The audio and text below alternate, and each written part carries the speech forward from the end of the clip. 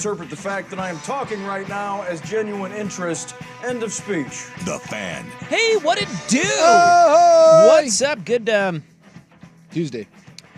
Tuesday. You had to think about that one, didn't you? No, I didn't. I'm trying to remember my password. Yeah, it happens to the best of us. There it is. Okay. Yeah, it's that one. You got it.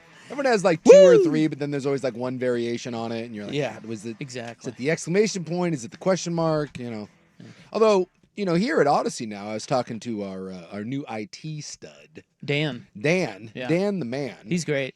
And Rumble Ponies fan. He's a Mets guy from back in New York. He lived in the Bronx? Queens. Yeah. I think if you're Bronx, then that's the Yankees. Queens, Fleshy Meadows, then you're Mets. But he was saying that now it's kind of come to the general practice of you don't need any special characters, whatever. You just, the longer the password, the better. So more and more people are not doing that. You need capitals, you need special numbers. They're just requiring it to be like 15 characters long. Like if you notice now, we don't have to have a capital, we don't have to have a number, we don't have to have a special character. They just require it to be a certain length. Didn't know that. Yeah. Is that less of a beating? To me, it's easier because you can type like a phrase or something. Yes. And they said that there's no, I think now with AI and all this, the idea is the longer it gets, the harder it is, as opposed to whatever crap you're throwing in there. So yes, I have changed almost all of my passwords now to just lengthy things that I can remember. So I have 2 or 3 things in my head that I know that it's one of those 2 things, and as opposed to, wait, was this one capitalized or was it this?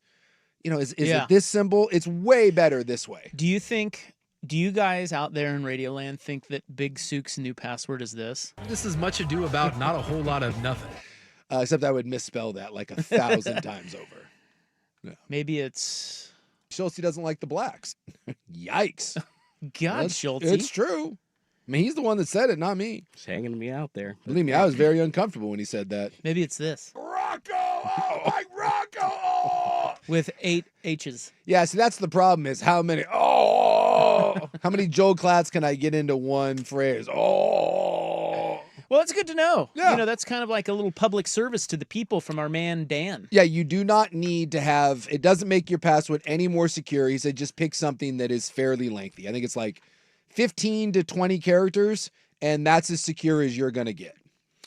Should we have Tech Tuesday with Dan from engineering? Yeah, bring him in. Kind of like that. Yeah. Do you think that would be a good segment? I mean, I suppose there's a lot of those little things in there that, I didn't know that. Yeah. I assumed you had to have all the complex crap in there, and I was constantly resetting passwords, and he's like, dude, don't do that. He's like, if you notice now, we don't require that crap. He's like, just make it long. And I'm like, oh, all right. To your point, even normal websites, it's none of that crap, but hey, 16 characters minimum. I'm starting to see that. I just got prompted on Yahoo to reset my password, and they said, 16. Hey, you need to do this. Yes, I think that's the key now. As long as it's 16 characters long, most places do not require anything other than 16.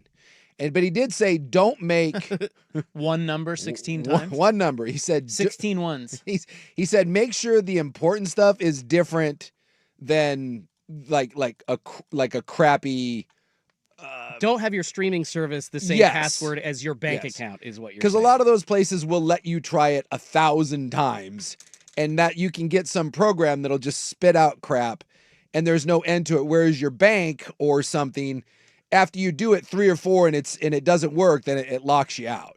So I guess what people are doing now is they're going in and finding some crappy service you signed up for, trying to crack that, and then they use that password to try to get into your bank or whatever you actually would have meaningful purpose. The BTJ got her airline miles hacked. Oh no! Yeah, then stolen or yeah, someone went into her Alaska account, didn't do anything with it other than took her. How do you do that? Took her miles. Well, if you log into whatever frequent flyer account you have, you can just go on there. You see your frequent flyer miles, and you can use. Oh, they booked a flight with them? Yeah, they took her points and redeemed them for something. Yeah, you can gift them to another member. You can redeem them. Yeah. It's if you have access to the account, it's pretty easy to do that. Yeah. I had some fraud recently. Yeah, I had to mail a check. What? Is it 1974? I know. Well, passports require you to write a check. You either have to pay. I think you have to go cash, or you write a check. They don't take debit or credit. So this guy is kind of an old school attorney, and he just works out of his house. I don't even think he knows what Venmo is. Yeah.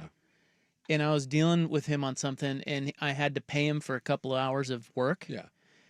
And he's like, "Yeah, just mail it over here, man." Write me a check. Huh? Of course, it was Lake Oswego. Yes. And so I was like, okay, well, I cut him a check, Yeah. and I put it out in my mailbox, and I put up the little red flag. Sure. You know, hey, I got mail. Hey, come steal Outgoing mail. Come steal this. Yeah. Yeah. And somebody stole it out of there. I was gonna say that has to be if you're driving around Because he said his mailbox was secure. And mine is not. Yours is not. No, you can have my mail. I don't care. But the problem is that when you put the red flag up, that usually means that you a have something check to mail is out. going A out. check is going out. So way to tell the thieves, please come take this. That's the way to do it. Yeah. That's what you're supposed to do. That's why it's on there. You fool. So I followed the federal regulations. I put up the red flag, and somebody stole it, and they wrote Brittany Gregory. Like, it was actually really well done. Well done, yeah. They kept the everything. Yeah, the amount and everything. The amount and everything who it's to. was the same. It was like $400 some bucks. Yeah.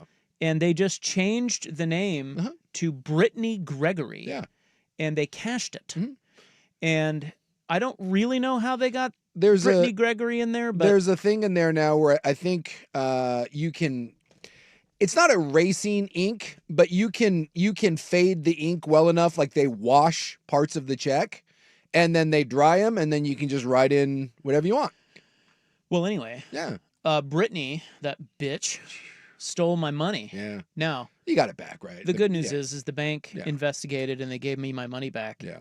And I sent him a different check. Now, of course, I've learned my lesson, and I dropped them in the secure blue mailboxes. There you go. Located around town. You never put anything like with the olden days. You never put it. The red flag, you just rip it off your mailbox because that is just you're just saying, "Come take this." And so, what was I going to tell you? Oh, I was hoping that I would read about Brittany Gregory and offer you a Brittany Gregory story on In the News. Bitch. But I haven't been able to. I don't know who she is. Maybe someday someone will track her down. But that's, come on, man. Yeah. It won't just be for your check, though. They're going to have to find a bunch of stuff. Yeah. I'm sure. I mean, no it's one's not a one-off. No one's investigating $400, but, that's probably a decent little score. I don't know how long it takes to wash a check and write in a name, but, maybe a couple hours. I think anything over 1,000 now is a felony. So 400's getting close. You're halfway there almost. It might be the little fruit selling cartels out by, because they're, they sit around there and sell their little fruits. I will say, do you ever have... And listen, I'm skeptical of these people. Yeah. Do you ever have it where you leave your house? Calling ice. And this is shady because people often think that I'm just kidding. I'm not. People often think that me in the neighborhood is that I'm the criminal. I have had cops called on me for walking in my own neighborhood. But I will have it at time to time, like when I'm leaving the house and someone is casually strolling by and they seem awful, and I don't recognize them, and they seem awful interested in me leaving the house. I'm always a little like, I get a little like, what are we doing here? The other day I was leaving and I was walking the big fella, and I walk out and there's a dude, and he wasn't really walking, he was just kind of loitering, but he was just, and then he was like, he's like, that's a nice dog. You, how long do you walk him for? And I was like, this is all weird. He was just asking like kind of vague questions that like, why are you asking this? It was just weird. And he wasn't really walking. He was just kind of, like I said, he was just milling around. It was mildly uncomfortable because I thought to myself, how easy is it to stand in a neighborhood, wait for some dumbass like me to wander out with your dog and like, I'm going to be gone for a half hour. Now you got a half hour to do whatever the hell you want. Did he look? No, he looked. No, of a certain ilk. No, look at. What does that mean? Look at what does that mean? Look at Schultz. What does that mean? I was trying racially profiling. Holy what cow, the hell, Schultz! Schnitzel Wolf? No, it wasn't racial. It was like, were his clothes tattered or not? No, he looked like a. I'll tell you what. I looked way more like a criminal than he did. So I get sometimes like if I'm walking and like the olds are like, I don't like the look of this. No, he kind of looked like Rop a little bit. He was a good looking guy. And, hot. Yeah, he's hot. I was like, ooh, hey, what's up? Svelte. Going to the golf course. Yeah. He looked fine. Had his golf bag over his shoulder. Hey, which way's the first tee? Yeah, like I didn't want to say grungy. Like he's walking through a neighborhood. I don't know. I do have it sometimes though when I'm leaving and I see someone, they're just kind of milling around. And you're like, I don't know. I haven't seen you here before. What you up to? Brittany Gregory, HR director at Big Al's. That bitch. I just knew it. See, if that were me, I would have been like, I'm not leaving my house today. Thanks. You can go. I did have that weird kind of, and I'm not. I hate to be this guy. I doubled back. That's what I. Yeah. You know, Yeah. I did the. I would have done the same. I did the walk around the block, and then circled back to the house Just and to make sure. And just to make sure, I was like, what's what's going on? Do you have cameras around your house? No. Okay. No. Well, Maybe you should. Well, I usually have a 160-pound Akita. That usually is my. But I took him with me. I'm like, my whole theory is if you're willing to walk into my house and you and my dog and that's what you're going into, dude, the locked door isn't going to stop you because you're going to shoot the dog anyways. And at that point, chances are you're breaking a window. But he wasn't there, and yeah, I doubled back. I did the half a loop and came back and just kind of, you survey the situation. Man, you're turning into an old. Right? And that's God, that was the first thing I thought. I was like, I've lived there for 10 plus years, and somewhere Gertrude across the street was like, yeah, join us in the community watch.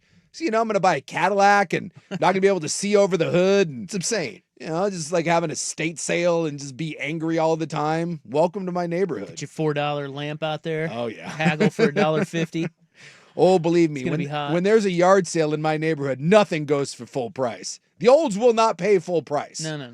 You could list that thing for 50 cents and you're going to get one of these, well, I can't do more than a quarter. I feel like quarter is more than fair. That's what they wait for, is a yard sale into haggle. Ladies and gentlemen, there's your opening segment on technology and crime. There you go. File that under technology and crime today. I would like to talk about the Raiders-Cowboys game, if I may. I mean, there's not much to talk about. But there were some cool things, like the onside punt. Yeah. I loved that. It's nice that you found something to enjoy in that game because there wasn't much. No, the game was terrible. Yes. But there were a couple things that were kind of interesting, I thought. So we're going to start there, and then we're going to get to hot Blazers takes. Are you going to the Big Suns tilt tonight? No, it's on KGW. I get to watch it. You don't have to. I don't have to go because normally I have to go if I want to see them. You have to be there. But don't worry, a bunch of people are hurt anyways. Oh, are they? Well, have you seen the injury rate? No, dude, it's. You mean NBA or Blazers? NBA. Well, I mean, that's. I mean, no, but I haven't seen the rate, but yes, I know of the trend. Yeah, it's more than double what it was the year before when it was an all-time bunch of bitches. Half of the stars are out. Oh yeah, I mean it's November. You think they want to play? I'm saying if you bought if you got that Spurs game package the other day, you're like, yeah, hell, Wemby's out, Giannis is out. Are we worried about Wemby's Achilles snapping now? Well, I'll tell you what. Anytime, Giannis is a groin, but yeah, Wemby's got the calf strain, and anytime you hear a calf strain, you're like, here comes the Achilles tear. Okay, well, I watched the Blazers against the Mavericks, and I have some observations, some obsies. Okay. I can't wait. Well, you should wait. You should be able to wait. Like, they're not, I mean, you know. Yeah. Listen, it's only going to be a segment, okay? It's not going to be that much of a deep dive. Dude, that game was tied, I think 115-115 or 118-118. I can't remember. It doesn't matter. Tie score. 15 seconds, Blazers have the ball. Here's what they ran. Here's what Tiago Splitter ran.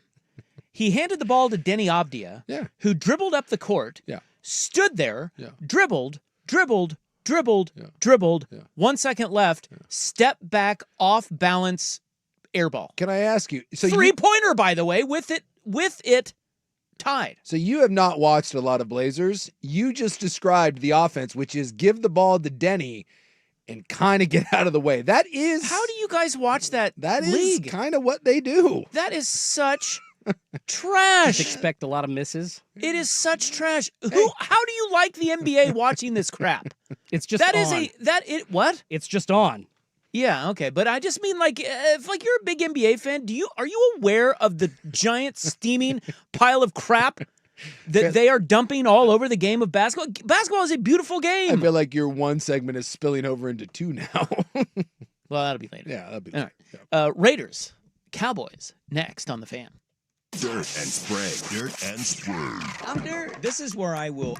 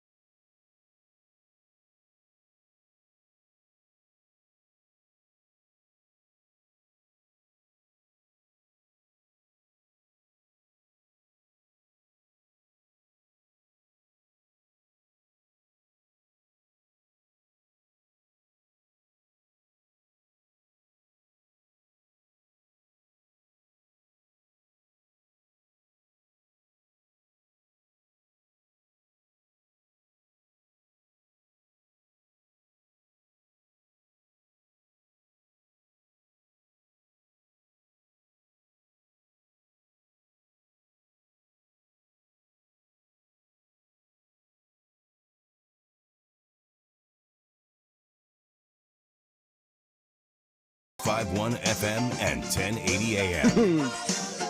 What? Nah. Welcome back. It is a big sports night. We have some college hoops tonight. It's pretty good. And we have college football playoff rankings coming out tonight. We're getting down to kind of crunch time, even though there's still a lot of ball left to be played. It's starting to take shape. You got a really good idea of there's really not there's technically, outside of a few teams this weekend that have big games like Oregon. Yeah. The SEC is basically on a bye. Yeah. So there's really basically 1 week left. And that'll be next week. Yeah. But there are some big games this weekend. At any rate, yes, it is coming into and a lot of those teams like Ohio State, Indiana, Texas A&M, Ole Miss, Oregon, they can all still lose in that final week. Oregon actually has 2 games left to play, right? They got USC and Washington. Like, all those teams can lose and still be fine. Like, if Oregon loses to USC, okay, beat Washington and you're in. Vice versa, you beat USC, you lose to Washington, whatever, you're in. The only teams that really are sweating bullets are, well, if you're trying to get a bye, right, top 4 seed, and then the Oklahomas, the Notre Dames, the Alabamas. BYU's a 1-loss team, but they can't afford to be a 2-loss team and still be considered. So it's only those handful of teams that really are sweating bullets about whether you're in or out. Because at this point, with 1 game left, chances are you're fine. The only real shakeups at this point, well, that's not true, but the major shakeups would be wild things happening in the championship games. Yeah. That could throw a wrench into a lot of stuff. Yeah, because if we saw this last year, Clemson beat SMU in the ACC title game, but because SMU, I think, just had the 1 loss, they put Clemson in as a 3-loss team, and they still gave SMU the berth. So 2 ACC teams get in, and I believe that's what knocked out Alabama. Had SMU won that game, I think Alabama ends up going, and obviously Clemson wouldn't have gone. So that's the thing, is if you get upsets in the conference title games, the committee, at least in the first year, said that you losing in your conference title game cannot hurt you. Once you get to the conference title game, if you're in one of those Power 4s. So that would be a big deal. For instance, it looks like BYU and Texas Tech are on a collision course for the Big 12 title game. If Texas Tech loses that game in a rematch to BYU, judging by what we saw last year, Texas Tech is still going. And that would be 2 Big 12 teams in. Eliminates another at-large berth. So we'll get to that later. It is one of those nights where you got 2 big college basketball games, and in between the games is when they will give us the rankings. Yes. So it'll be later than normal. Normally they do it at 4. It's going to be at 5:30. Yeah. So we won't get them for a while, but Michigan State plays Kentucky here in a bit in New York, and then Kansas plays Duke. How about that? Rock chalk. Although last time we saw Kansas, you're getting the break speed off of them. Well, Darren Peterson's out. He's their the freshman. Yeah, he's hurt. So I don't anticipate much from Kansas tonight. But it's always fun to play Duke. Yeah, we beat them last year. Yeah. Duke's got a bunch of freshmen again. Yeah, bunch of young guys, but they're pretty deep. So good little night, little sports night. I watched a little bit of the Civil War last night, and then I kind of was like, it didn't. Right here on the Fan. It didn't really keep my attention, but I watched a bit. Why didn't it keep your attention? Just because college basketball is boring.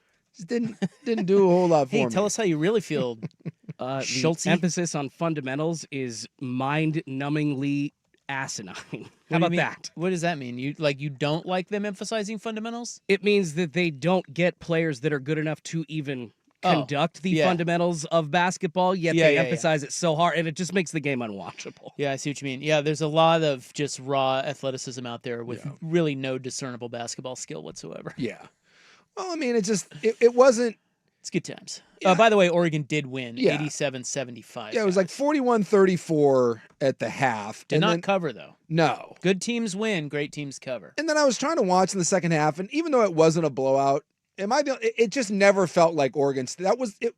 Yes, you're the only one. We've all watched those games where it's a close game, and yet it doesn't really feel like it's close. And I just was like, I got something. Well, in better game news, we had Raiders-Cowboys last night. I was trying to watch that too, and that thing was rough. Man, that game was terrible. The Raiders are so bad. They're shockingly bad. Yes, and they're just from quarterback play to they have some of the worst quarterback O-line play, and I know those things are kind of married together. Yeah. But when you can't block and you've got a quarterback that really needs to be protected, and he only really operates well in clean pockets, play action, you can't do that, and you can't run the ball at all because as soon as Genty touches the ball, he's got 3 guys in his lap.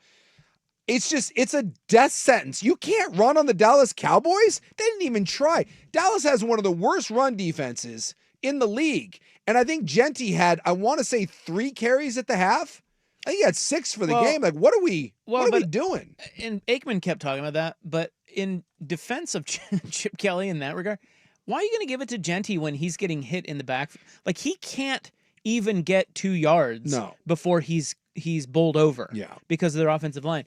If I'm Ashton Genty, I'm pissed off that I play for the Raiders. Like, dude, I want out of there. He had 6 carries for 7 yards. I mean, he can't move. No. The second they hand it to him, he's tackled. But I'll look it up. I believe Dallas is like 29th or 30th in the league against the run. I'm going to go. I want to verify this. They had, as a team, 8 carries. 8 carries against a run defense that can't stop a nosebleed. Right, but you can't. But they couldn't run it. They went 6. They didn't try. They did 6 times, and they got 7 yards. What the hell do you want them to do? They can't run the ball. It's unbelievable, dude. I've never seen. It's possible that Pete Carroll's son, maybe not the best choice for the offensive line coach. I have never seen a worse coach combination than Chip Kelly and Pete Carroll. It's putrid. Never seen anything like this. It's so bad. They even said on the broadcast last night that Chip Kelly even said, well, yeah, Pete's kind of unique. Like, I've never really worked for a coach like him. You know, Chip will be out of there in no time. But at the same time, we know Chip knows his football. That offensive line is so bad. I don't know what you would do to help that offense. Whatever it is, Chip isn't doing it, so you probably look for a fresh set of eyes. Yeah. But come on, man. Who's the best offensive coordinator you know? It ain't any better under them. No, I mean, it's just not. It would be because it's better than this. But yes, to your point, they have no chance. There is not a lot going on right now. That team sucks. They have an awful O-line. But I mean, you can't just say in the NFL. I understand that talent level is different, but to look this bad on a week-to-week basis and seemingly have no scheme, no way to work through things. That is on Chip. Chip Kelly has been an unmitigated disaster, and why anyone thought he was going to be good is beyond me. So, shockingly, the over-under last night was 49.5. Yeah. The score was 33-16. And I don't know how good you are at math. Which I'm not. But I'm great at it. Clearly. And I can tell you that 33 plus 16 is 49. Mm-hmm. So the game was sitting at 49 with the over-under of 49.5, meaning the Cowboys needed to score just 2 more points. Sure. And they would have gone over. Mm-hmm. The Cowboys knelt before the 2-minute warning on the Raiders' 5-yard line. Yeah. I didn't realize that that's what was... You probably turned it off by then. Yeah, I turned it off. I was still watching. And did you have that number? No, I did not bet the game. God. I did not bet the game, but I was still watching for a couple of reasons. One, the onside punt was fantastic, which we need to talk about. But then I don't know why I was still watching it, and I've never seen a team kneel before the 2-minute warning. I know it does happen. Yeah. Because I read today that the Raiders are the first team to have an opponent go victory formation before the 2-minute warning twice in the same season. Boy, that's a prestigious honor. Since the 2015 Bucks. Oh, my God. Yeah. It's happened. Apparently, it happened to him earlier in the year. It's unbelievable. The game, listen, I know the game was out of hand, okay? Yes. But it's only a 17-point game. That's 3 scores. Yes. The Raiders have all 3 of their timeouts. It is before the 2-minute warning. I mean, it's not crazy. And then the Cowboys just knelt. And then Pete just was like, okay, perfect, thanks. I won't use my timeouts. I have never seen anything like that in my life. They don't care. Like, at this point... And I think they said that it was Schottenheimer kind of giving an homage to Pete, who he worked for. He's like, hey, I'm not going to run it up. It wouldn't have been running it up. The game was, the game is still going. Can you imagine, though, like when you're a gambler and something like that happens, that is just God telling you that he hates you. Those are rough. Those are just brutal. That's why you don't overbet. Yeah. You know. You got to be careful. That's why you... Oh, I love this so much. I'm going to put everything on it. Don't ever do that, because something like that could happen. Like you're rolling and you think there's no way I don't get this cover, and then the Cowboys decide to pay an homage to Pete Carroll for some reason and kneel before the 2-minute warning. Well, they have respect for Petey. I don't know how long he's going to be there either. They should just... What a mess that is. They should just... And speaking of messes... They should just clean house. Mark Davis's hair. Well, have you not seen Mark Davis's hair? I mean, what do we... Well, it was worse last night. Was it? You didn't watch it, did you? No, I saw it. Dude, his hair was worse. It's just I think it's moving back. It's his hair. Well, I know it's his hair. It's worse than it was. It is. I did not notice. It's moving back on his head.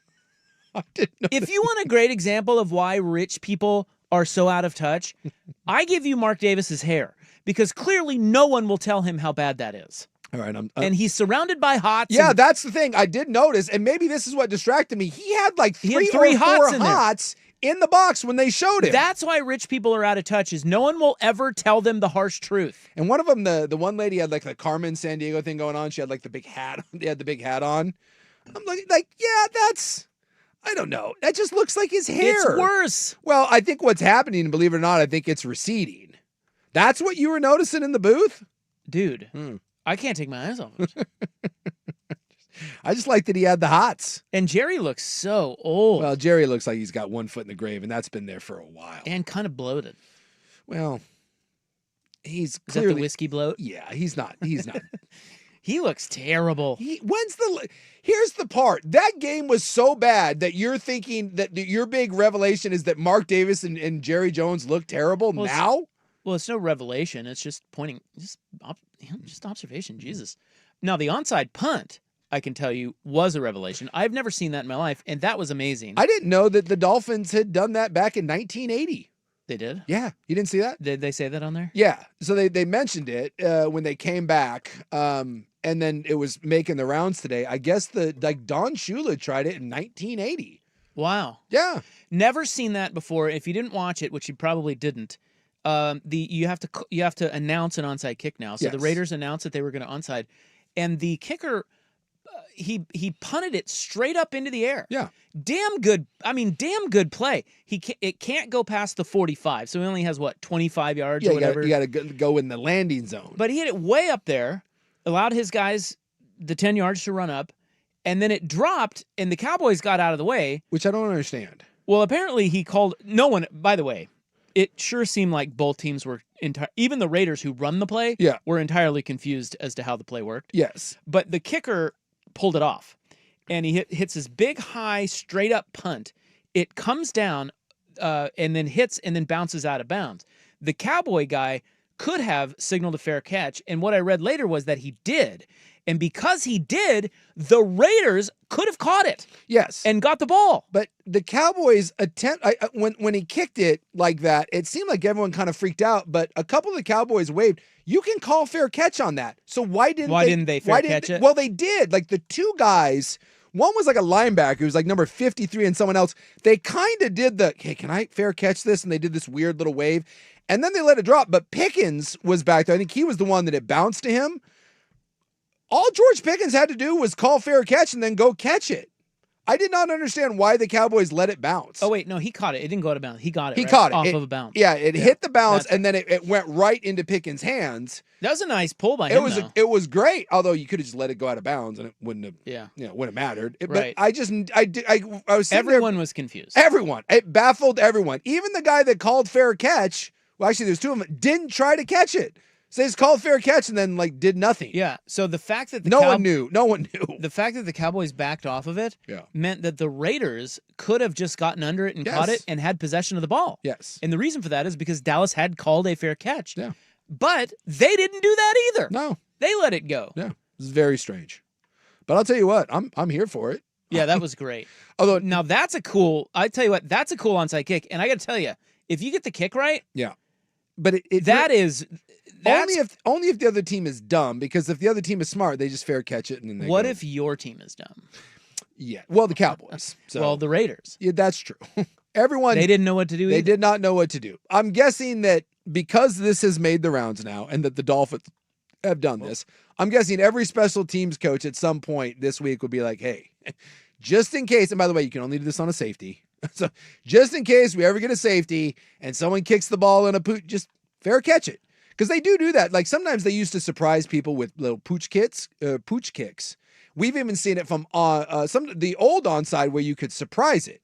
That's why everyone bounces the ball, because if you just do a little high pooch, there's no height requirement. If the ball doesn't touch the ground, you can fair catch it. And then the other team has to give you a chance to catch it. Do you think there's a way, because you don't have to use a tee, no, but the ball has to be on the ground for kickoffs? Yes. Do you think there's a way that that kickers can fudge a kick kind of like that, but not use a tee on the onside? You know what I'm saying? To get it up but you wouldn't want that. You would want it to hit the ground, because again, once it hits the ground, you can't fair catch it. That's why you want the kick to bounce. Yeah, but if you but like you say, if the other team's stupid, or not ready, and your guys are down there, that creates a little chaos. Maybe the ball ping pongs off some shoulder pads, and boom, it's yours. I suppose. I mean, I guess you got to try something. I guess you could try to do it like a wedge, where you get a really steep angle and come down at the ball. I mean, that's what they do. They just kick the top of the ball, and that's how you. I guess do a little pop up and let your guys run down there. Yeah, and then see how the other team handles it. If they muff it, your guys are right there. You could. It's like sometimes people tried the line drive, tried to hit someone with it, but then everyone started doing that, and everyone just laid it. They're like, hey, if it's a hot shot, just let it go. Well, that's entirely too much time on the worst NFL game we've seen in a long time. So before this week, now the Cowboys are all the way up to 24th in the league. They were 29th in the league. Well, they got Quinn and Williams against the run. And they played the Raiders. And teams running the ball had a 42% success rate, which was dead last. Actually, I mean, it was the best run success rate, so dead last against. And the Raiders managed to run the ball 6 times. Chip Kelly should be fired on the spot for that. I don't think he should, because Genty can't run it. No. And he knows that. He surrendered. He was like, dude, we can't run it, so we're just going to try to. Geno slung the ball, was it 42 times? Yeah. I mean, that's what they have to do. It ain't good when Geno Smith's throwing 42 times without play action. That might be the worst team I've ever seen. It's really bad. Although, remember I said yesterday that the Cincinnati Bengals have the worst defense possibly of all time? Since they started keeping track of it, I do believe now that from a DVOA perspective, I do believe now that Cincinnati does have the worst defense ever tracked from that one statistic. Is that right? Yeah, they're in rarefied air. It's something special. All right. Blazers on KGW tonight for the first time in 8 years. Next, here's Schultz.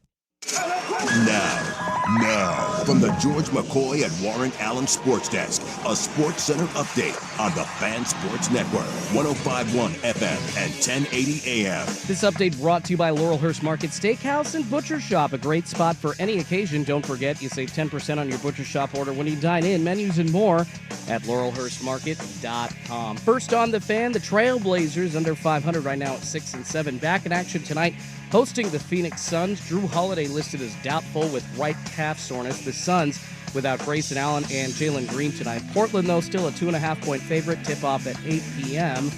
on KGW and Peacock. Over to the NFL, some good news for the Steelers. Head coach Mike Tomlin says quarterback Aaron Rodgers won't need surgery to repair a fracture in his non-throwing wrist. His status, though, for this weekend's matchup against the Bears is still uncertain. And news out of college football, a private capital deal that would infuse almost $2.4 billion into Big Ten athletics is now on hold because of opposition from Michigan and USC. More sports scores and stories in 30 minutes. I'm Schultze from the George McCoy at Warren Allen Sports Desk. Curtain missing work, insurance companies acting like jerks. Don't call your mom. Call George McCoy at warrenallen.com. The home of the Fan Happy Hour with Luke Anderson. Weekdays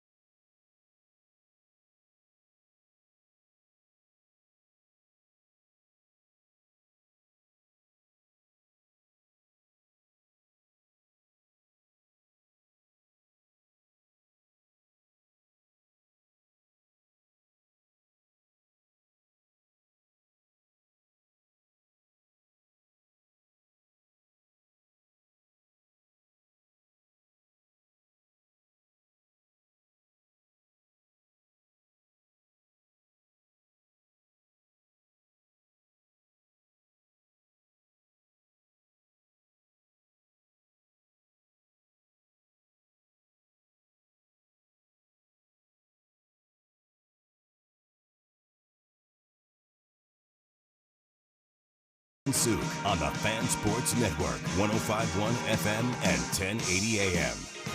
Yes, your Blazers will be playing on NBC tonight for the first time since April 24 of 2017. I think they got, what, 2 of these games? 2 Peacock games, if I'm not mistaken, this year? There's not a lot of these national games. On April 24, 2017, that was the night Steph Curry dropped 37 points in 3 quarters to beat the Blazers 128-103 and lead them to a 4-game sweep of your Portland Trail Blazers in the playoffs.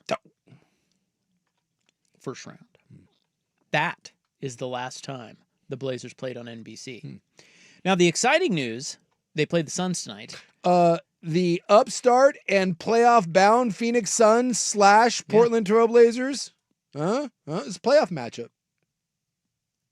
8 versus 9. Play-in matchup. Playoff, play-in, semantics. I don't like your attitude towards this. I didn't say a thing. Yeah, I can tell. My wheels were turning. I'm like, oh, man, he's right. Yeah. There's What a game. playoff seeding on the line. You may look back at the end of the year and be like, it's a big game. It's a big game. So the next NBC game that they play will be the revenge game when Cooper Flagg and Dallas come to Portland on December 29th. That's the 2 national NBC games? I don't know if they have more than that. I think they just have like 2 or 3. It's not many. The other one is The Mavericks. December 29th against the Mavericks. Hey, you got revenge on your mind. The 4-11 Dallas Mavericks? That was the game I watched the other night. Well, at least in the second half I watched it. Yeah. And boy, let me tell you, I think it's wild to think that Cooper Flagg can't drink for 3 more years. Yes. That's crazy to me. Yeah. You know? Well, welcome to the NBA. Every guy, I always feel old whenever I think about that I am older than every single person that I'm watching. There's not a single player in any sport that I'm watching that is younger than me. In fact, most of the time I'm watching, I have a 28-year-old daughter. Half the time I'm like, you're way younger than my oldest kid, and it makes me feel 1,000 years old. Do you think Cooper Flagg, well, we know he's an incredibly inexperienced driver. Yes. And with a terrible, weird Yeah. Van Dyke goatee thing. Do you think he has his first fender? Has he had his first fender bender yet? Oh, that's You a know? good. He's only 18. Yeah. Usually, I don't even know if he is driving. Maybe he didn't will drive he it. ever drive? I'll tell you what, he looks pretty good out there, though. Yeah, he looks all right. He's had kind of an up and down. He's playing out of position. So, Well, yeah, they're not doing him many favors. no, they are and not. they kind of suck. Yes. Well, actually, They really don't suck. kind of suck. They really suck. But he looks pretty good. Like, dude, he's 18. Yes. He's played in 10 games or Well, whatever it is. well, He looks amazing. He reclassified.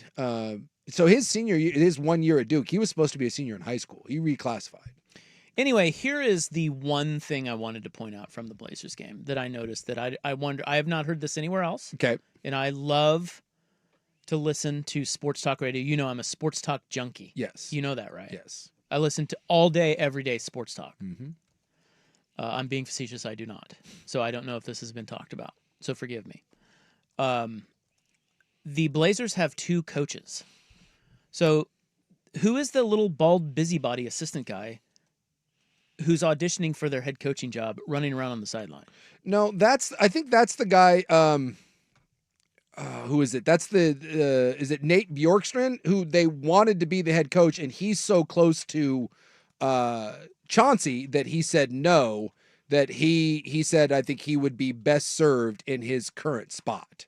Okay. And so that's why they went with Tiago Splitter. He's Well- kind of the illustrator of the offense, too. Yes. And they just, as an assistant doing that, it would just be Yes. more sensible to keep him Well, doing that. But he was the original choice. It is Yeah. my understanding, I believe, for it to be the head coach. Yeah, he sure seems like he's auditioning for the head coaching position, but well- maybe he's not. I just feel like I've never seen it in the NBA. I've never seen it doesn't happen in college either. Yeah. I've never seen it where 2 coaches are kind of pacing the sideline. You've never seen that. Yeah. It's the head coach in the coach box, and then all the other assistants sit over there, look like they have clipboards or something, and look like they're trying to stay busy. Yeah.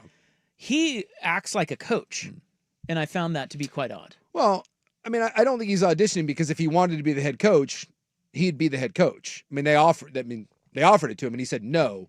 So it might be one of those 2 where Yeah, Splitter is the head coach, but at the same time, maybe you're just kind of shouldering both of those responsibilities. Like, Hey, I think more teams should do it.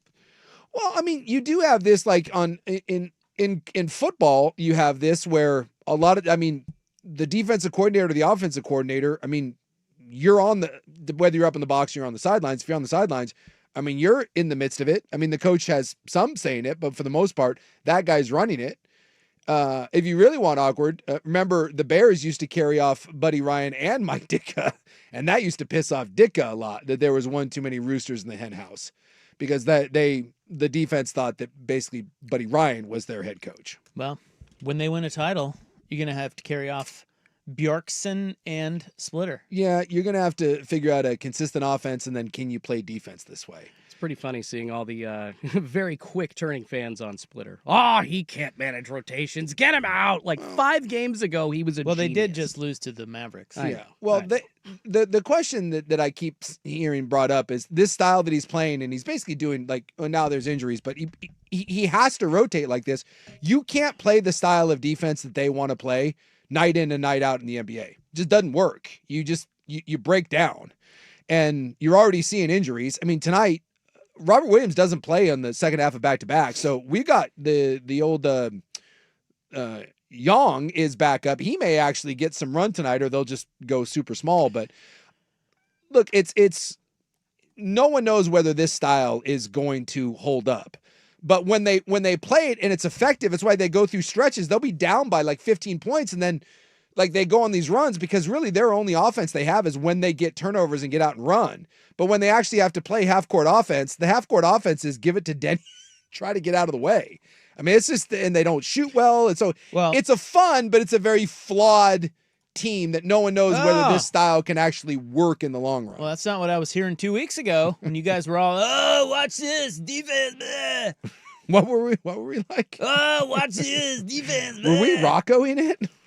Rocco! Oh, Daddy! Oh! In terms of efficiency, which do you think is worse league-wide? Their rank league-wide, defense or offense? Oh, offense. I would assume the offense is not. From an efficiency standpoint. The defense is. Their defense is ranked 19th, and their offense is ranked 16th. Yeah. Wow. So the Blazers are who we thought they were, or at least some of us that have actual neutral brains. Well, not you, homers. Everyone knew the first 15 to 20 games were going to be tough. They're a game below 500. They've been in, with the exception of the blowout, Houston just rode their ass. That was bad. The exception of that, they're in most games. They play a fun, exciting style, and I said all along, I think this is a 500 team.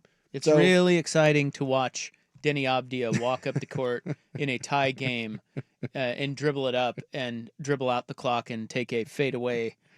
And he's not even Damian Lillard. He's Denny Abdia. Yeah. Hey, Denny. And take a fadeaway, fall away, chucked up air ball 3. That, boy, I tell you, what offense. Is that Bjarkson or whatever you said that guy runs the offense? Fire him now. What the hell was that? The NBA sucks. Let's go back to a real sport. We talk hockey? Hockey? Talk about hockey? Worst Heisman race in years. That's what I have next. It's not good, no. We'll get to that when we return on The Fan. Who's in, who's out? Why? This is the Injury Report, brought to you by ZoomCare. Health on your schedule. He did 7-on-7 last week, came out of the week feeling good. And so then this week, the plan will be, let's get to Wednesday and see if we can work in some 11-on-11 and go from there. So I think before we ever do that, there's no reason to have a discussion on what the timeline is beyond that, because there's just steps we got to follow.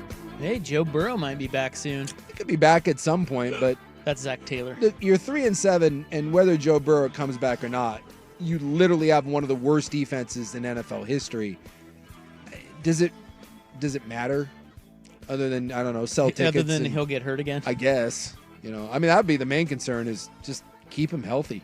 Hey, more than 20 neighborhood clinics, ZoomCare in Oregon and Southwest Washington. Convenient access to same-day urgent and emergency care. Schedule or learn more at ZoomCare.com.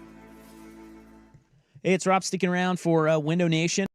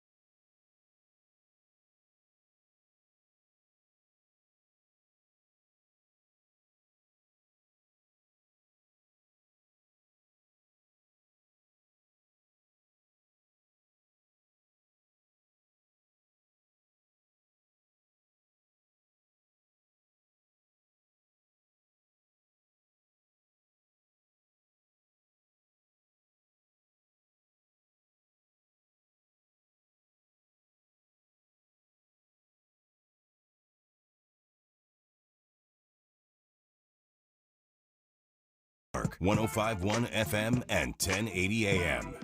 Correction, by the way. I thought the Blazers were on NBC maybe 3 times. They're actually on NBC 6 times this year. That's so I cool. shorted our Portland Trail Blazers. NBC is giving them, God, even a mediocre Blazers team, many more opportunities than like TNT did back Well, in the they're a day. hot item.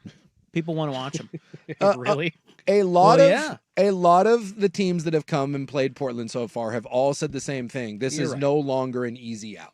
That seems to be the consensus, is they're not going to be great, but this is no longer the last game on the road trip that is an easy out. They play hard, and they are in, with the exception of that Rockets game, they have been in every one of these games until everyone gets hurt, because that's what's happening in the NBA. Like half the league at this point of the stars, like half of the if you were to say like the top 30 players in the NBA, like 15 of them are out for an extended period of time. I thought LeBron was coming back tonight. I know he's coming back. I don't know if he's coming back tonight, but he did say that at this point it's just conditioning. That's all the league needs. He's got baby lungs.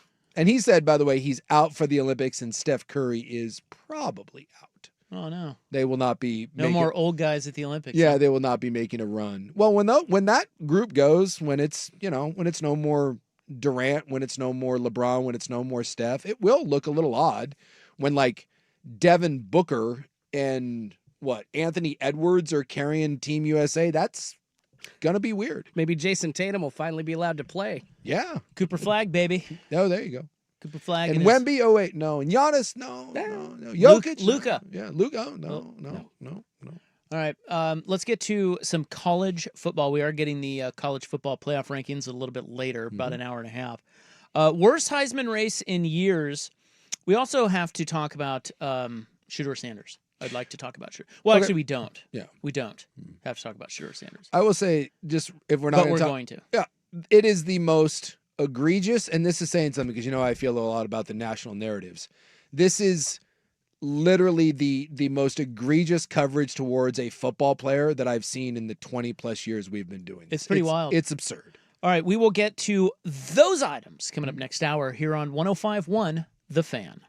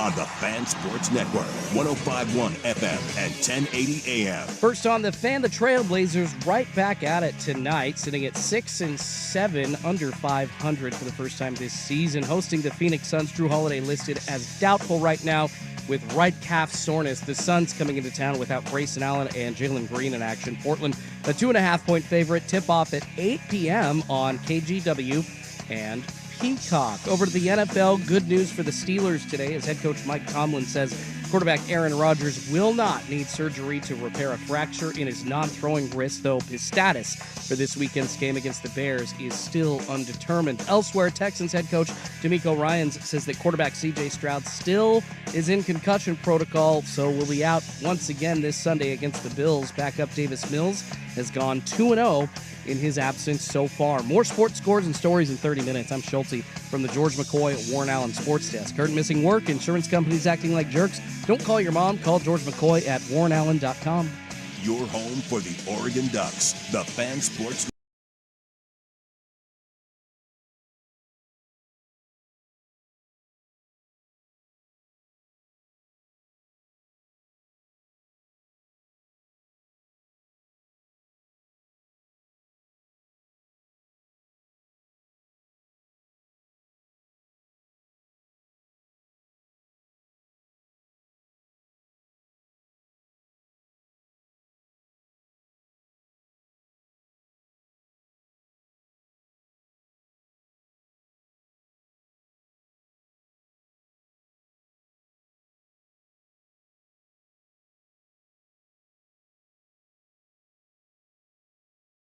The Fan.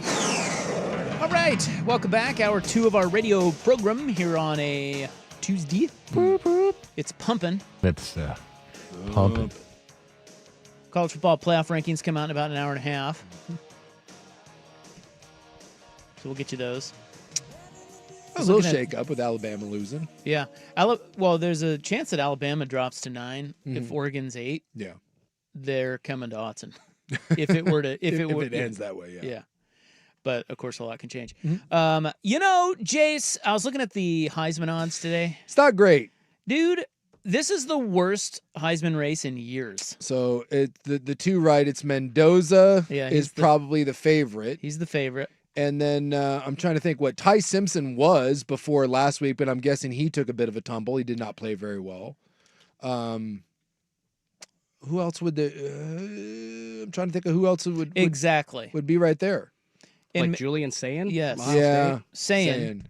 And he's been playing pitch and catch against bad teams all year. Yeah. And the whole Sayin argument really quickly, you go look at 2,600 passing yards on the season. 1,000 of those are to Jeremiah Smith, who is 4 or 5 below him in the odds for Heisman voting. Yeah. And in that point, I don't think Sayin should be eligible for the Heisman at all, but I digress. He, by the way, is probably, I think he's on pace to break the all-time completion percentage record, just saying. What's his? Hey, just saying. Ha! Hey. I see what you did there. What's his percentage? It's like 80%. Yeah. But, who is the best team that they've played? Texas.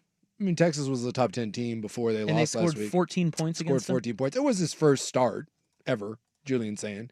Look, I've watched enough of Ohio State. Julian Sayin is a very good player. Julian Sayin is not the best player in the country. This is my point. These are the Heisman. Yeah, he's completing 80% of his passes. Finalists? 2,600 yards, 25 touchdowns, 4 picks. Marcel Reed is the other one. Those are the top 3. Yeah.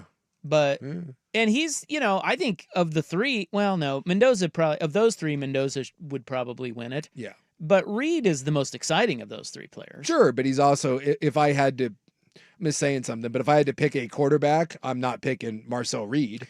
No, you're probably not picking any of those guys. Are you? Oh, I don't know who else you would take this year. I'd take Simpson. You might take Ty Simpson.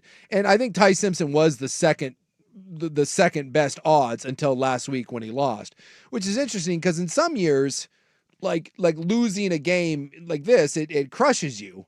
Where in other years, plenty of guys from Robert Griffin III to, Ty Detmer. I mean, you were allowed to lose a couple games because some years it's just there really isn't a good option. And so we're like, I don't know, here, take it. Yeah. If Sayin wins it or Mendoza wins it, they will go down into the Jason White, Gino Torretta, you were the best player on the best team, so here. They will, and it will also go down as one of the least exciting Heisman races. Like it's not even. No. Mendoza kind of had his moment though against Penn State when he led the comeback, and then they had the Cooper toe tap touchdown. That was a Heisman moment for him.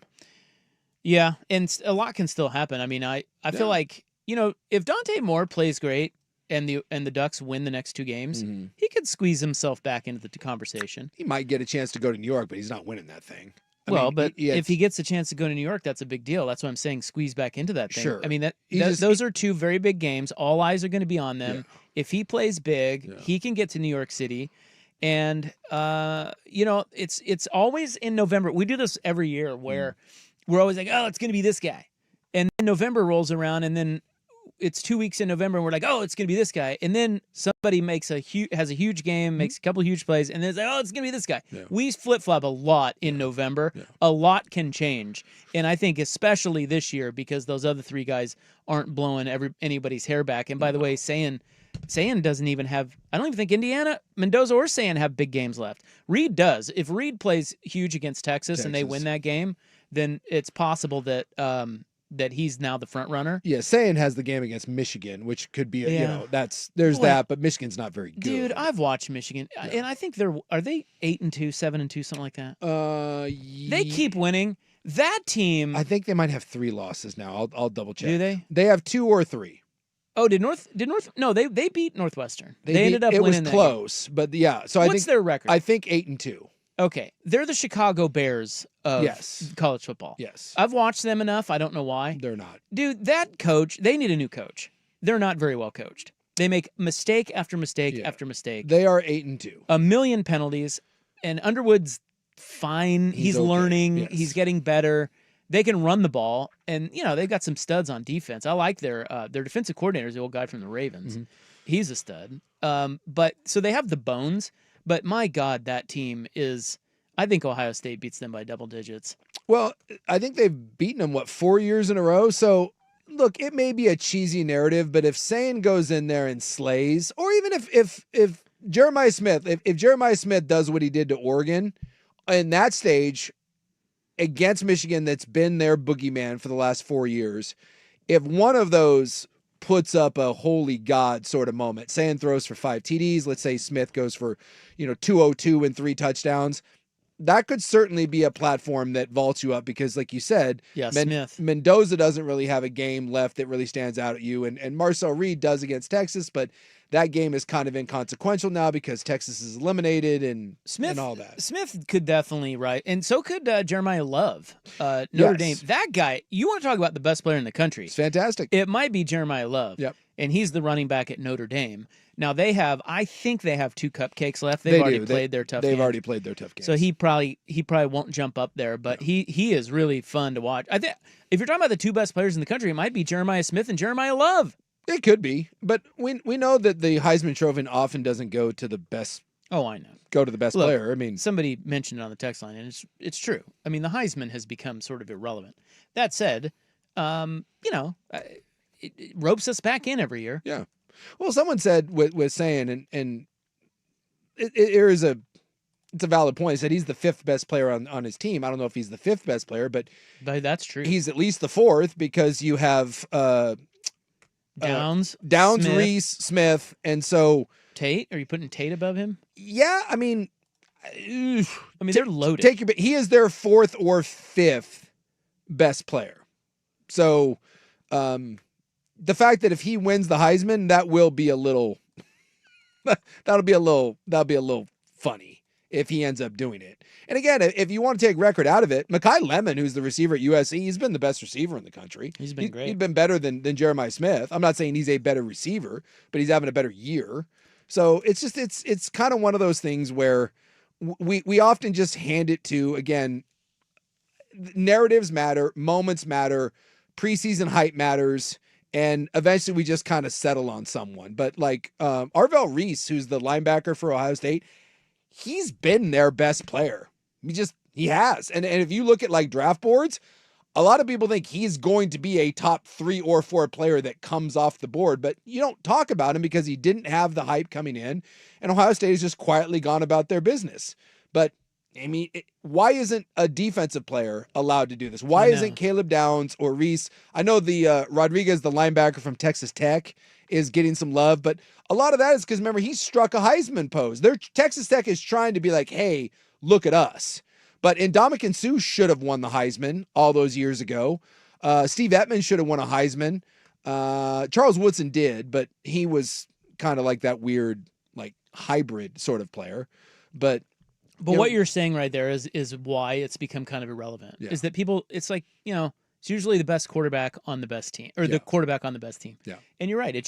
There should be way more players up for that award, but there's just not, and so it just sort of is what it is. But I'm with you. I mean, Ohio State. I guess we can talk about this some other time, but there seems to be a narrative about them that, oh, well, they haven't really played anyone, haven't been tested, and so we don't really know what they are. No, I think we know what they are. Yeah, they're really good. They're freaking loaded, dude. And we saw them last year, also loaded. Mm-hmm. They may be more loaded this year than they were last year. It's really good. It's just nobody's talking about it because they haven't played anybody yet. Yeah. But, dude, I think there's the idea that Ohio State, once they get into the real competition, they'll play Indiana in the Big Ten Championship, and then they'll head into the college football playoff, that, maybe Ohio State will get exposed. I think the other way. You may be looking at a team that is just going to – they have beaten everybody in front of them for the better part of 2 years now. Yeah. Now, it was getting a little hairy after Michigan last year, but then they rattled off wins against Tennessee, Oregon, Texas, Notre Dame. They beat Texas again this year. If they beat Indy, I mean, they're beating everybody. Yeah. And they weren't, and last year they weren't really challenged. And so far this year, with the exception, I guess, if you want to say the Texas game, they haven't been really challenged. And normally, and maybe it's a Big Ten thing, if this was LSU or Alabama, we would just be up their jock. Yeah, we would. And somehow with Ohio State, we all kind of just like, I don't know why. And people crap on saying, and, it's weird. And they act as if Ohio State, because they didn't have all the names that maybe you knew going into the year. But I'm telling you, go look at NFL big boards, and guess what you see a lot of? In a shocking development, there's an F-ton of Ohio State players. And you're like, oh, yeah. Turns out just because they lost guys to the NFL, they're all back. They lose all those receivers, but they still have Jeremiah Smith. By the way, Tate apparently now has been like, oh, yeah, by the way, don't mind me. I'm going to be a first-round pick. We kept waiting to see if how they replace their front seven. There's 3 NFL first or second day guys in their front seven. There's Caleb Downs, who, regardless of position, is a top 5 player in college football and probably going into the NFL, but it's a safety, so he's going to drop somewhere down into the teens.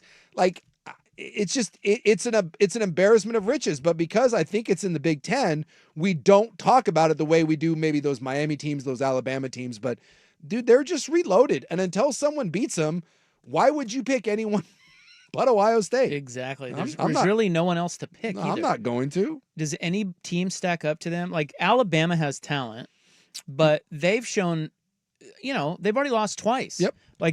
That's a good team. Yep. And they have a good quarterback, but they don't stop the run. Nope. And so they've shown warts. And when Ohio State has not shown one wart. Yeah, when Ty Simpson isn't the best player on the field, which has happened twice this year, they look very meh. They look very. So who else would? I mean, if you're not betting Ohio State, who are you betting? Who do you want? I think Georgia. Yeah. Trust them. I think I trust Georgia. And don't look now, but I mean, you've been saying it all along.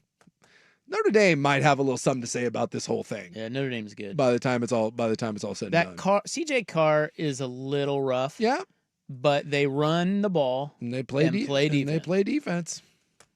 All right. Well, anyway, we can get more into that later. College football playoff rankings are coming out. Up next, let's check in on the Shedeur Sanders narrative. This thing.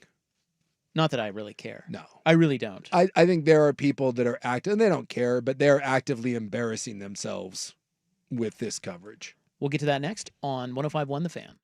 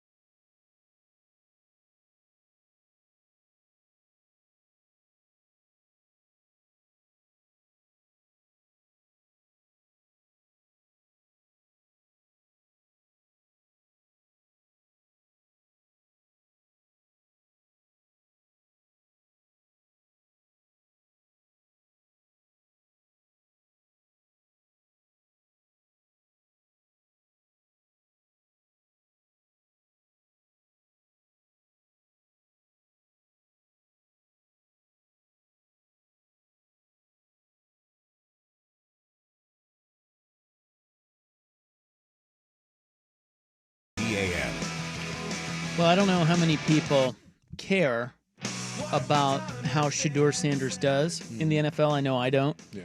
Because essentially all I see is a third-string quarterback. Well, that's what Okay. everyone sees. Well, I just mean like he's not. No. What I'm saying is this controversy around him is all made up Yes.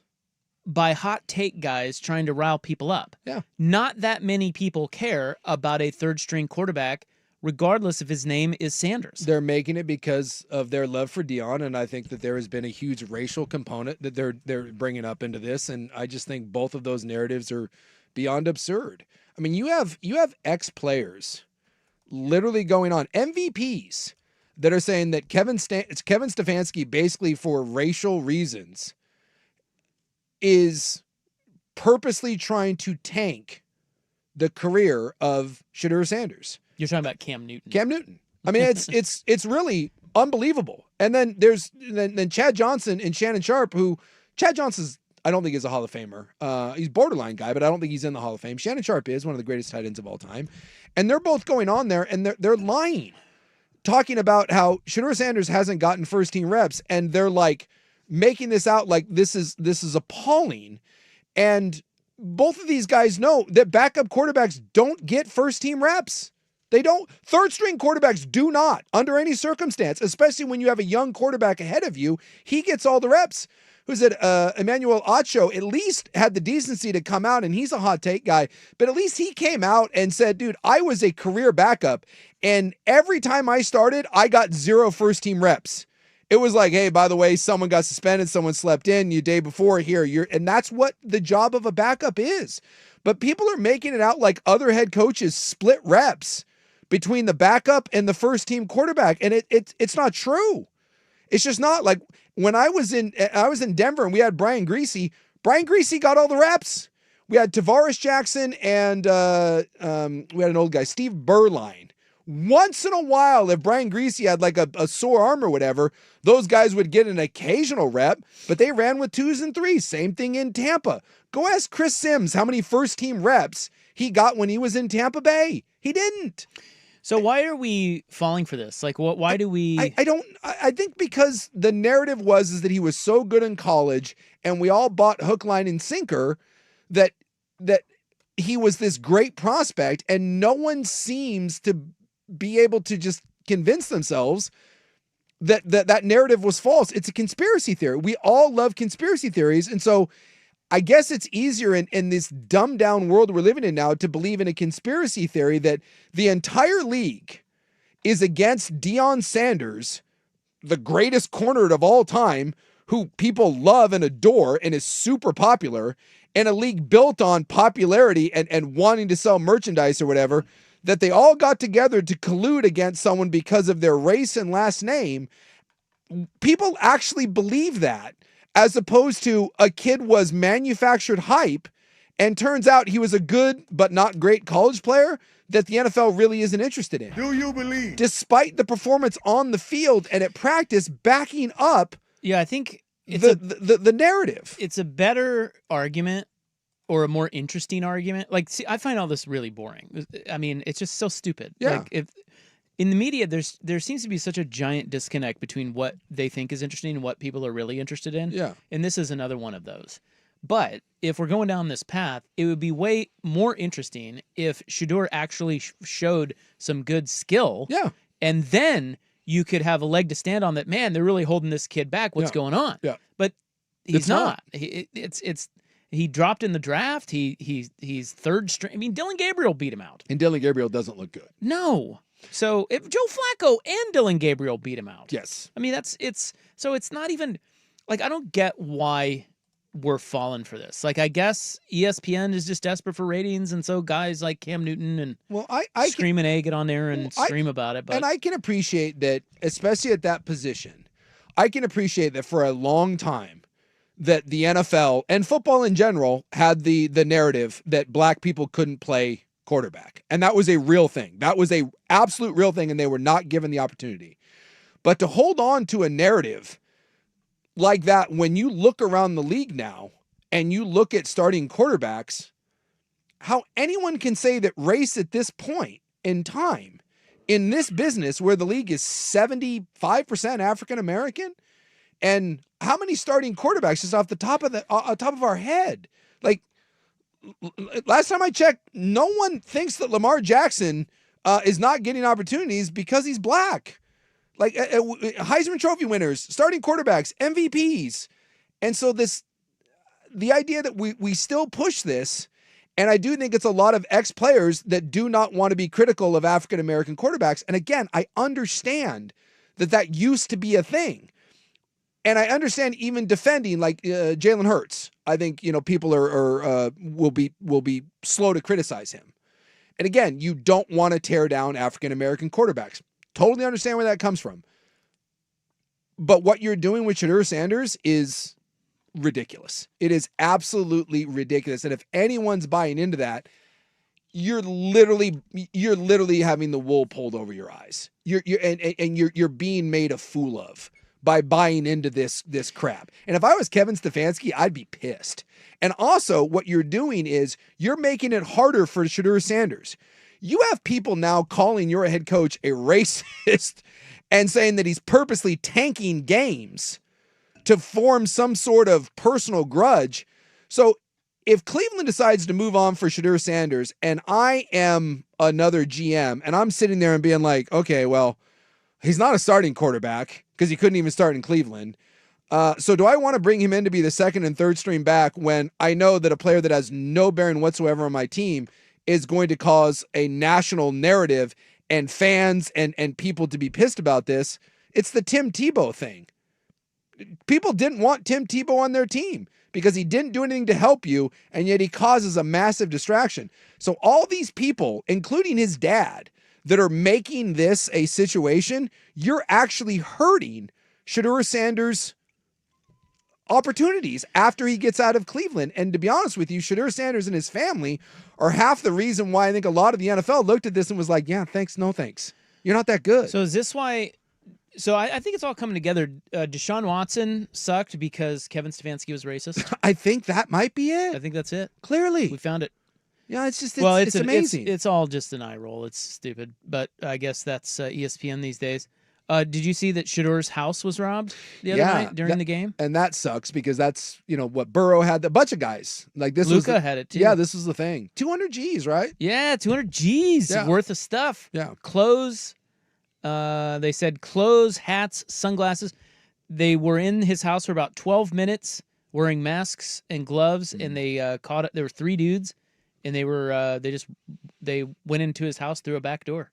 Yeah. That was open. Unfortunately, that's become a thing as everyone knows that you've got nice stuff, and everyone knows that you are at a game and you aren't coming home anytime soon.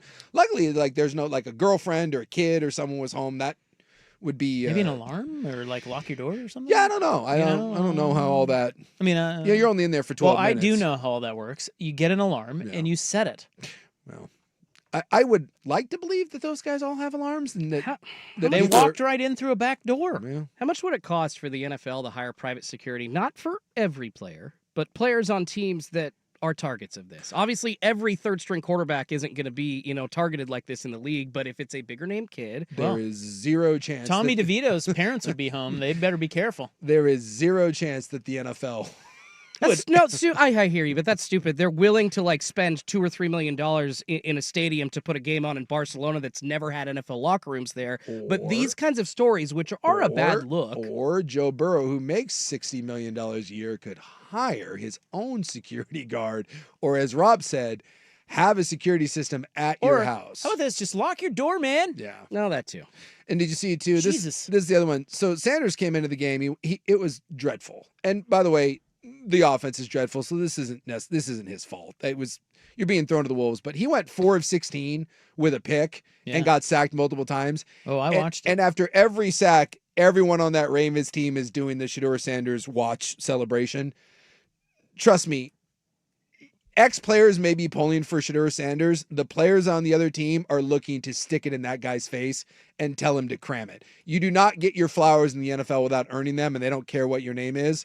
And it's interesting that the third-string quarterback gets drilled, and instantly the defense does a combined Shedeur Sanders celebration. That may be the first time that a third-string quarterback was sacked and then had a celebration used against him, but it also says something because when's the last time a third string quarterback actually had a touchdown celebration? And that's the problem is Shedeur Sanders and others think he is a star, and the rest of the world is telling you he's a borderline NFL player. All right. How many immigration arrests did we have last month in Portland, you ask? I have the numbers. The feds have released the numbers, Jace. You ready for the numbers, Jace? The war-torn city that we live in, we actually have facts now to back it up. How many do you think? 700,000. Whoa. That seems like a it's lot. war. It's wartime. Also, Portland Monopoly is here. Oh. In the news is next. Here's Schulte. Now, from the George McCoy at Warren Allen Sports Desk, a Sports Center update on the Fan Sports Network, 105.1 FM and 1080 AM.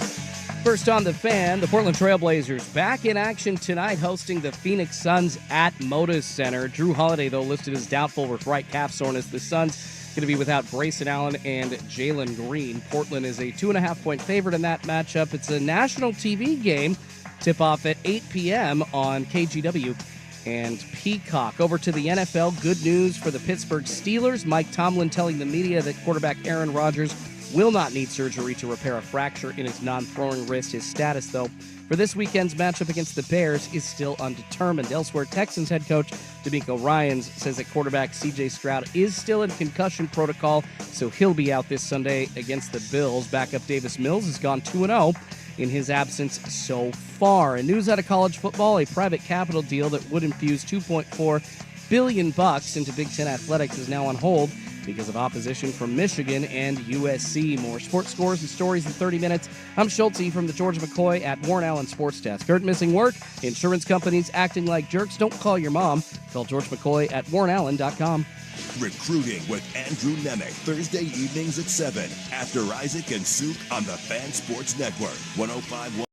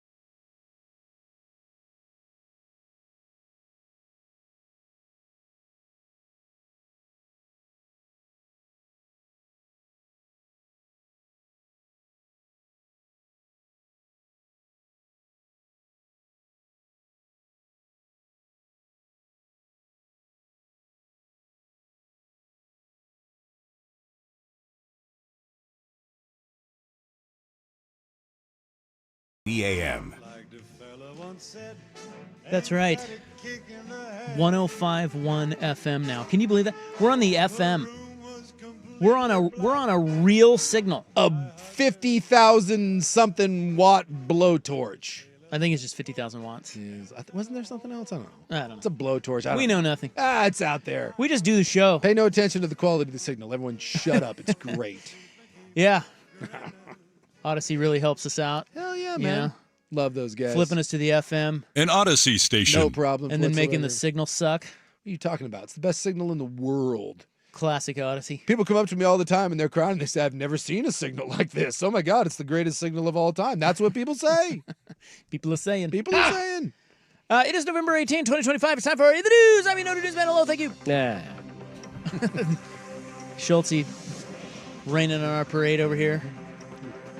I got the Red Wings on. I got to flip this on. I got big Red Wings Kraken action tonight. Brought to you by the Advocates, injury attorneys at advocateslaw.com. Today is Married to a Scorpio Support Day. What? Are you a Scorpio? No. I'm an Aquarius. Oh. Do we know when is the Scorpio? I do, yeah. I knew you'd ask that. Yeah. The Scorps were born between October 23rd and November 22nd. Oh. So we're right in the Right middle. in the middle. Yeah. That would make sense since today is Scorpio. Yeah. Here I am like, well, I wonder if that's like February. I'm so dumb. I was like, oh, I bet that's probably right now. They are known to be intense, aggressive when provoked, deeply emotional, and pessimistic. So those of you that are married to them, we are sorry. Yes, indeed. They're awful. Yikes. No, they're not awful. It's just, we're all complicated. We have good things and bad things, and I'm sure their positive traits are wonderful. I say it all the time. I'm no peach to live with. I can assure you of that. The Scorps. I know. You know what's weird about that is, like, we all know that deep down. Yeah. Some of us admit it freely more than others. Exactly. But we do nothing to change it. No. We're just like, it's just me. Yeah. Well, let me just say this. If you're the one that's like, I'm delightful and in no way am I difficult to live with, you're lying. Go ask. Everyone's difficult to live with to some degree. Exactly. But it's like, you'd think you'd just, You just find someone clean it up, but people are just like, You can find someone that puts up with your crap and you put up with their crap, and that's no one pretty can much stand either that's one. the agreement. Exactly. They call it marriage, and there's this whole thing. That's what it is. Yeah. Can you put up with my crap? Can I put up with your crap? Yes, let's coexist. Exactly. No one can clearly. I love you, baby. No one can clearly stand either one of us. We have no other options. Let's do this. It is also push button phone day. Push button oh God. You're doing great. Push buttons. Button phones went to market in 1963, Jace. Oh. Replacing the rotary dial phone, as you know. My mom still has one because she can't work the cell phones. So she has the phone and then it has like the big buttons on it. Oh, yeah. It was a big deal when we got those. Oh, yeah. I kind of missed the rotary phone, though. That was always fun. Those were interesting. Yeah. It took forever to dial. Yeah, but they were fun. It was They like had the really long cord. Yeah, it was like the manual car. It's inconvenient, but it's still fun to do. I miss keys on my cell phone. Like, I want buttons to push there. Yeah, I think that was like last the one. QWERTY keyboard, you mean? Blackberries. Exactly. Those were great. Yeah. For the keyboard. Yeah, if I had like an iPhone with today's technology, but with a keyboard on it, I would take a slightly smaller screen. I gotta tell you, I think I'm with Schultze on this because I hate typing on the iPhone. Yeah. I'm just constantly making, like, it's just hard. Like, the old QWERTY keyboard was so much easier. Yeah. But I don't think, no one cares. I don't think any phone. In fact, I think we may have covered it a number of years ago that BlackBerry was the last of those, and they killed it. There is no more. Well, just the autocorrect is annoying because my fat thumbs will screw it up. Well, autocorrect is great for me because I make so many mistakes. It corrects them for me. I don't have to go back through. Like, it's hard to type on an iPhone. Look, first world problems, okay, I get it. I'm doing more and more. But it's annoying. I'm doing more and more voice to text, and then I actually look down at what I text, and I'm like, close enough. There's a dangerous one on the autocorrect, especially on the iPhone. Do either you call your Siggos baby? Like, I call my wife baby a lot. We call each other baby. I call mine sugar teas. Okay, well, if you're typing in baby, autocorrect wants to switch it to Abby. And I've seen this like as a meme online. It is a known iPhone problem. Who is Abby? Yeah, who the hell is Abby? Who's Abby? So just beware. Beware. As my phone often thinks I like there needs to be like a thing on there where I can just turn off the safe mode. Like, I don't want to say duck. Like, we all know what I'm trying to say, or shut. Like, stop it. Like, just accept the fact that I'm cursing in my text and move on with it. Some national news. We had the House vote for the Justice Department releasing the Epstein files. You remember those? The Epstein files? Yes. So they said, yes, release them. And now it heads to the Senate for its own vote. Where they will be heavily redacted and we will learn nothing. What? Absolutely nothing. Gives you that idea. There is zero, I'm calling it right now, zero chance, zero, unless you're a Democrat, that a name of anyone pops up in there that anyone will care about. What a leap you're taking, If Jason. I'm Bill Clinton, I'm sweating What? balls What? right What? now. That's all I know. Bill, we know what you did. Don't we already know? Yes. Kind of stupid. I think that painting that Jeffrey Epstein has, or allegedly had, of Bill Clinton in a blue dress already kind of told us the story. What? There is a painting that was hanging in Jeffrey Epstein's, whatever, it was like a Bahamas island. I can't remember where the island was that he owned, that compound, but go look it up. It's a very famous painting that Epstein had commissioned. It is Bill Clinton smiling, wearing a blue dress. And I think it just... Like the Lewinsky dress type of thing? Yes, and it supposedly represents the dirt that Epstein had on Clinton or Yeah. others. Uh-oh. Nothing to see here, Bill. Uh-oh. Whoops. Uh-oh. It's a funny picture. I don't care. Like, just, at this point, just, can we either do it or don't? Either move on or start prosecuting the diddlers. But either way, just let's move on. How many immigration arrests across Portland during October, you ask? Good question, Sook. Thank you. You said before the break you guessed 700,000. Well, I thought like half our population was illegal, and they're the Well- cause of all of our problems. They're buying up all our homes, right? They're causing every crime. I mean, what are we doing? They're eating our pets. They're eating the pets. Not my pet, but someone else's pet. 560. I have no idea if that's a lot or not. Boy, it sure seems like a lot. I have no frame of reference on it. They're eating the dogs. Well, according to another city, was another city like I don't know, 500? That seems like a lot. 560 across Portland just in a month. Just in a month. Yeah. You know what? That does. That's some of the videos out there are just terrifying. I still can't get over the They're fact hopping that out of like unmarked cars. unmarked with cars. masks on. They're waiting for people like at bus stops. Like I don't know. That's a big deal. Thank you very much. So, They say our team is cracking down hard to restore order and protect our communities, and we're not done yet. They claim that over 560 arrests is a substantially higher number than the 300 arrests reported by the advocacy group Oregon for All back in October. okay, so This is the feds. This is the feds. The feds say, no. No. We didn't arrest 300. We 500. arrest 560. does seem like a lot now. Till next month when they tell me that it's 1,000 for Christmas, just for So far that in little November. Christmas cheer. They're lacking in November. They only have 130 arrests so far. What are they doing? Reported arrests. What are the troops? Get the troops involved. Now they're headed to hit the coast in the bus of justice. Oh, Yeah. yeah. So instead of arresting like the criminals, we're now arresting the people that are what, like Dude, it's terrifying. Terrifying out there. people that are working at Home Depot. Okay.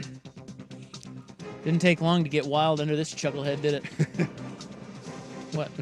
Chucklehead. I like I that. haven't heard Chucklehead in a long time. Just some brighter news. Some of those videos are heartbreaking. Yeah, can we find happier news? Because that stuff hurts my soul. Obnoxious. Portland Monopoly is here. There you go. Who doesn't enjoy a good 9-hour game of Monopoly? Nope. Nope. Nope. They're saying it should only take 90 minutes at most to play this game. So it's a new, They've changed it. Monopoly gets it. Yeah, they have a quick Monopoly. They right? gets it. Yeah. I mean, they get it. They gets it. They gets it. Monopoly Deal is a fun game if you want a shorter, different version of Monopoly. Yeah. It's a card game called Monopoly Deal. But this is actual Monopoly Portland edition. Okay. It's it doesn't have anything to do with Trump, but it's called Top Trumps USA, and they That are may not nice. that may not sell well in Portland, by the way. Well, they're the ones that do the specific monopolies for specific cities. Okay, now And so they're releasing the Portland edition. this is gonna be lame because they're gonna take it seriously, which is crap. Because if they were doing Portland Monopoly, the pieces. So are they still doing like what they got, like the dog, the race car, the thimble, right? All that as Yeah. the pieces. Horse crap. Yeah. There should be like a tent on fire. There should be like a shopping cart. There should be like a joint.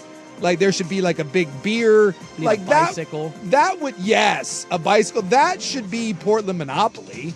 But you're gonna have the same, like, there's no, well, I guess Top Hat could be Portland. Like a steampunk, maybe a top hat with some goggles on it. Make it Portland. Yeah. Do we do like a stripper? Because Portland Yes. A stripper. Yeah, Thank we, you. we are the leader in strip Well, clubs. Well, per they should capita. have the Mary's logo as one of the little pewter pieces. Should one of the pieces has got to be the Unipiper bomber guy Thank you. or Yeah, the Unipiper. Unipiper Yes. bicycle guy, unicyclist? I guarantee that dude will bomber? license himself for like $7. Get him out there. What are the what's Boardwalk Park It Place? doesn't say on here. I was hoping that Gotta would be around the Pearl, right? I think the Nines is one. I'm looking here at the board, but I can't zoom in close enough to it. I need a better zoom. Here, maybe I'll take a photo with my camera and zoom in. They had a release event at the Nines, and they said, this game was built by you, built by Portlanders. We've replaced those iconic locations. We've replaced those with iconic locations around Portland. This guy's an Oregon native, said he appeared on the local news about 9 months ago soliciting suggestions from residents. The responses included recommendations for OMSI, the Portland Spirit, and the Rose Festival. He says, over the next 4 or 5 months, I called and spoke with business owners, nonprofits, Travel Portland, made sure that we got it as right as possible. You can buy this. Where can you buy this? It's available at the Nines, Elephants Delis. You can buy them there. Okay. You can buy them at OMSI and other featured locations, as well as Amazon and TopTrumps.com. All right, so we've got the Portland. These are the properties. Okay. Rose Festival. Wait, which color? It doesn't say. They just have them listed. What is Boardwalk? Do you know which ones are Boardwalk and Park It Place? does not say. It just has a list. of Pow them. Books. Okay, Pow's Books so this is probably goes in board- order. Yeah. I think you're right. So if that's the case, then Park Place and Boardwalk would be the Japanese Garden would Yes. be Park Place, and Ooh. Powell's would be Boardwalk. That is Okay. correct.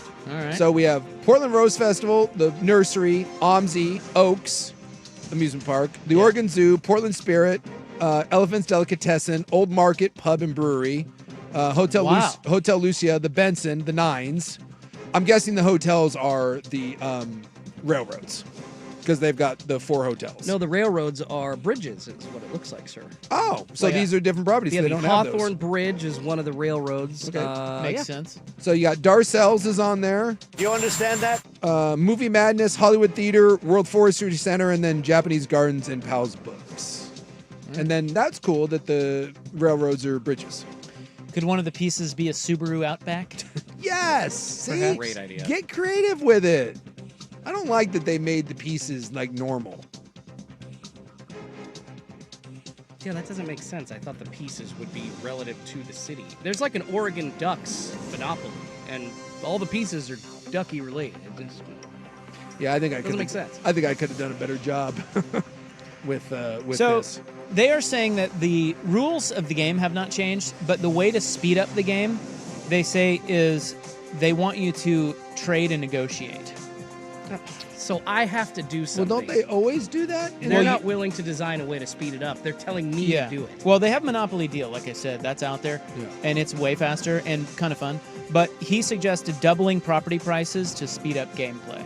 Yeah, I'm a big believer of if you're playing Monopoly, you should be able to negotiate and wheel and deal. Yeah. You know, that's Trump, what he said. yeah, Trump style. You got to be able to make. It's the art of the deal. Art of the deal. And by the way, if you can't, when you're bankrupt, just get out of the game. Just That's get. right. You get. Up next, why do you need a meat cleaver when flying to Salt Lake? It's a good question. I always carry mine. That story next on In the News here on The Fan. This is the fans' window into sports. A view into today's top stories. Brought to you by Window Nation. Online at windownation.com. Pete, when you look at this offense and all the changes that came in the offseason, if there isn't some type of changes, is there a concern that you can send the message that there isn't accountability for the offense and it's being anemic? I don't have a chance at understanding what that question was. So, try it again, please. Oh my God! Wow, I'm with him though. I love I mean, it's that. not like he was avoiding the question. He's like, "What? Try it again, please." I love awkward. I love a good "try it again, Yeah, please." what? Like go again. This isn't working. All right. By the way, Pete, the answer is fire everyone because your team sucks. Window Nation this month, 50% off on all Windows styles. Can you believe that? 0% interest for 5 years. Schedule your free consult at windownation.com. Dirt and spray. Dirt and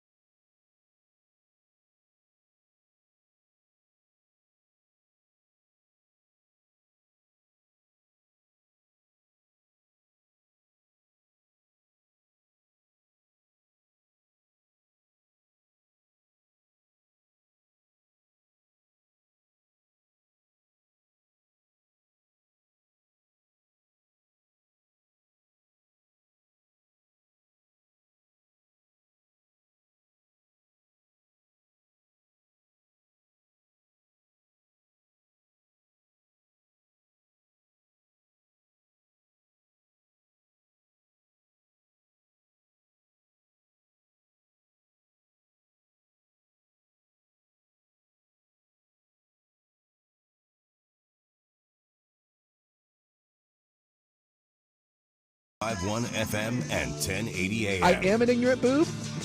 Hi, this is In the News, November 18, 2025. I have time for one more story to disseminate to you people today, and here it is. Try it again, please. There we go. New drop. That's a great drop. PD drop. Yeah.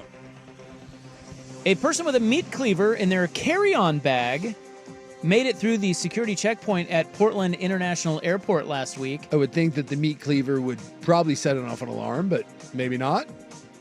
Not out there, baby. No. They got it onto a Delta flight bound for Salt Lake City before being discovered. Well, you're running the mean streets of Salt Lake, man. Got to have that cleaver with you. The TSA is reviewing. Is the cleaver the most intimidating of the knives? Oh. Or do you go with the Michael Myers butcher knife? Boy, I tell you, the meat cleaver is pretty... Right? It's just... Yeah, it's pretty scary. Yeah, anything bigger, I guess, right? There's just something about, like, I don't know.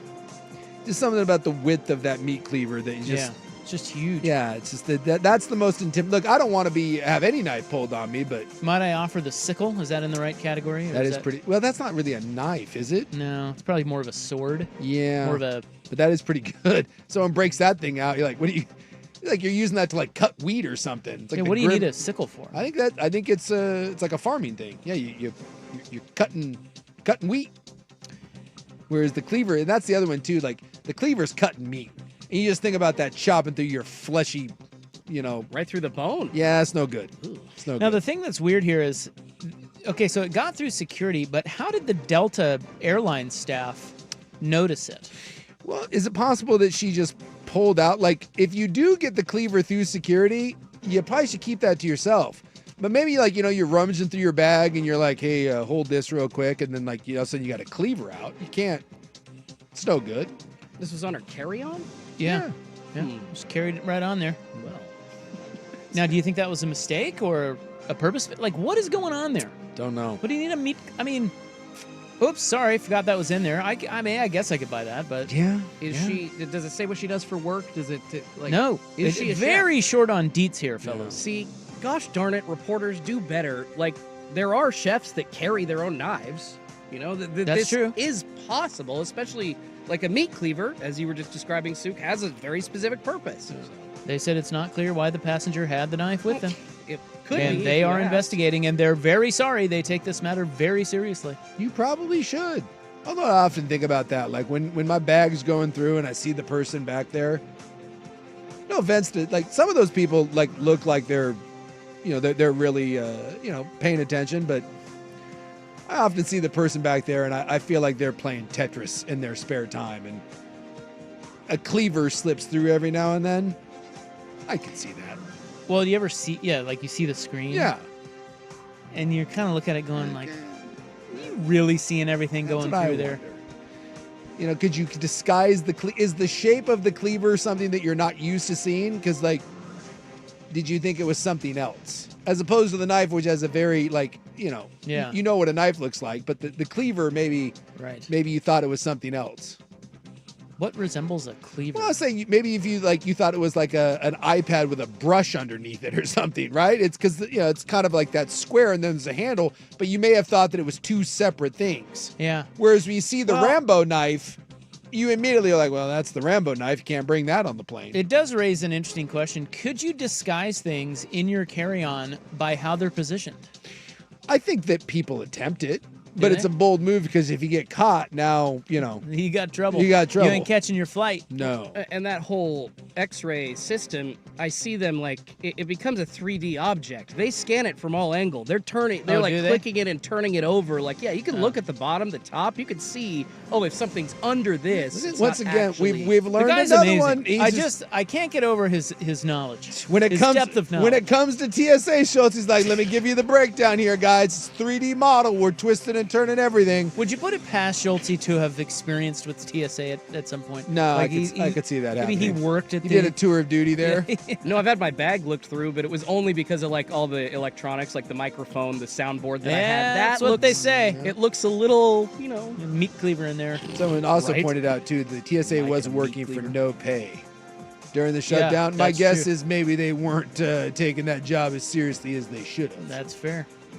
Let's get the hell out of here. All right, Dawn. We got to go. That is in the news for November 18, 2025, brought to you by the Advocates, injury attorneys at advocateslaw.com. Let's check in on the college football coaching carousel coming up next on The Fan.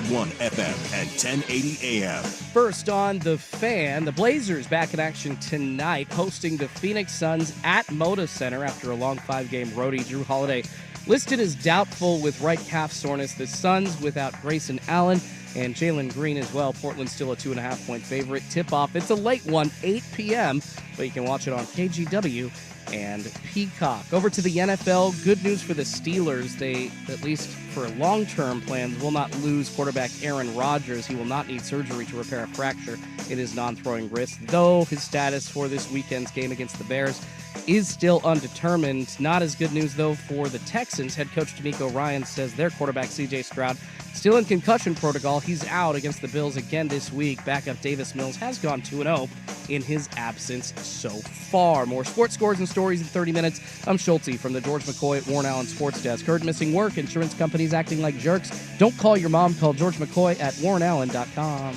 Your home for Seahawks football. The Fan Sports Network. 105.1 FM and 1080 AM.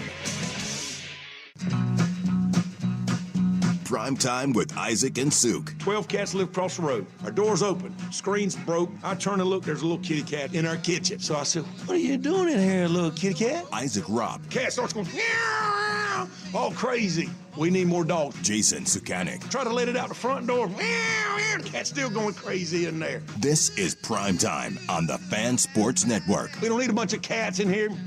Looking in the mirror. Be a dog. 105.1 and 1080. We don't need no meows. We don't need no cats. We need more dogs. The Fan. All right. Welcome back. Hope you're having a nice little Tuesday. Your sports bros, your sportsman. Rob, that's me. Big Suk's right over there. Right here. Look at him. Schulte is here. We are watching Tom Izzo yell at players yet again. Shocking. Tonight. You know, there's golf on tonight, too, Rob. What? Yes. What are you talking about? It is the Capital One sponsored tournament for all the former MLB players. It's happening in Vegas tonight. I think it's current, right? And don't they have like 15 current, 15 former? Yeah, it's current and former. Excuse me. I heard something about that. Okay. I won't be watching, but all right. They playing at Shadow Creek? Yes. Probably. That is correct. They Yeah, are the correct. Capital One MLB Open Golf Tournament. Well, and there's good golfers that are baseball players. A lot of downtime. Yeah, not interested. My Jayhawks taking on Duke here in a bit. You know, the college football playoff rankings are coming out. Yes, in between the two games. But it's going to be a while because I just flipped it back over to Michigan State. Mm-hmm. And while Izzo was screaming at his players yet again, Kentucky is making a run. Michigan State was up 20 on Kentucky. It is now 10. And there's still 9.5 minutes left. Yeah. Kentucky 12th in the country, by the way. The Izzo-led Red-Ass Spartans, 17th, by the way. So it's going to be a while. Yeah.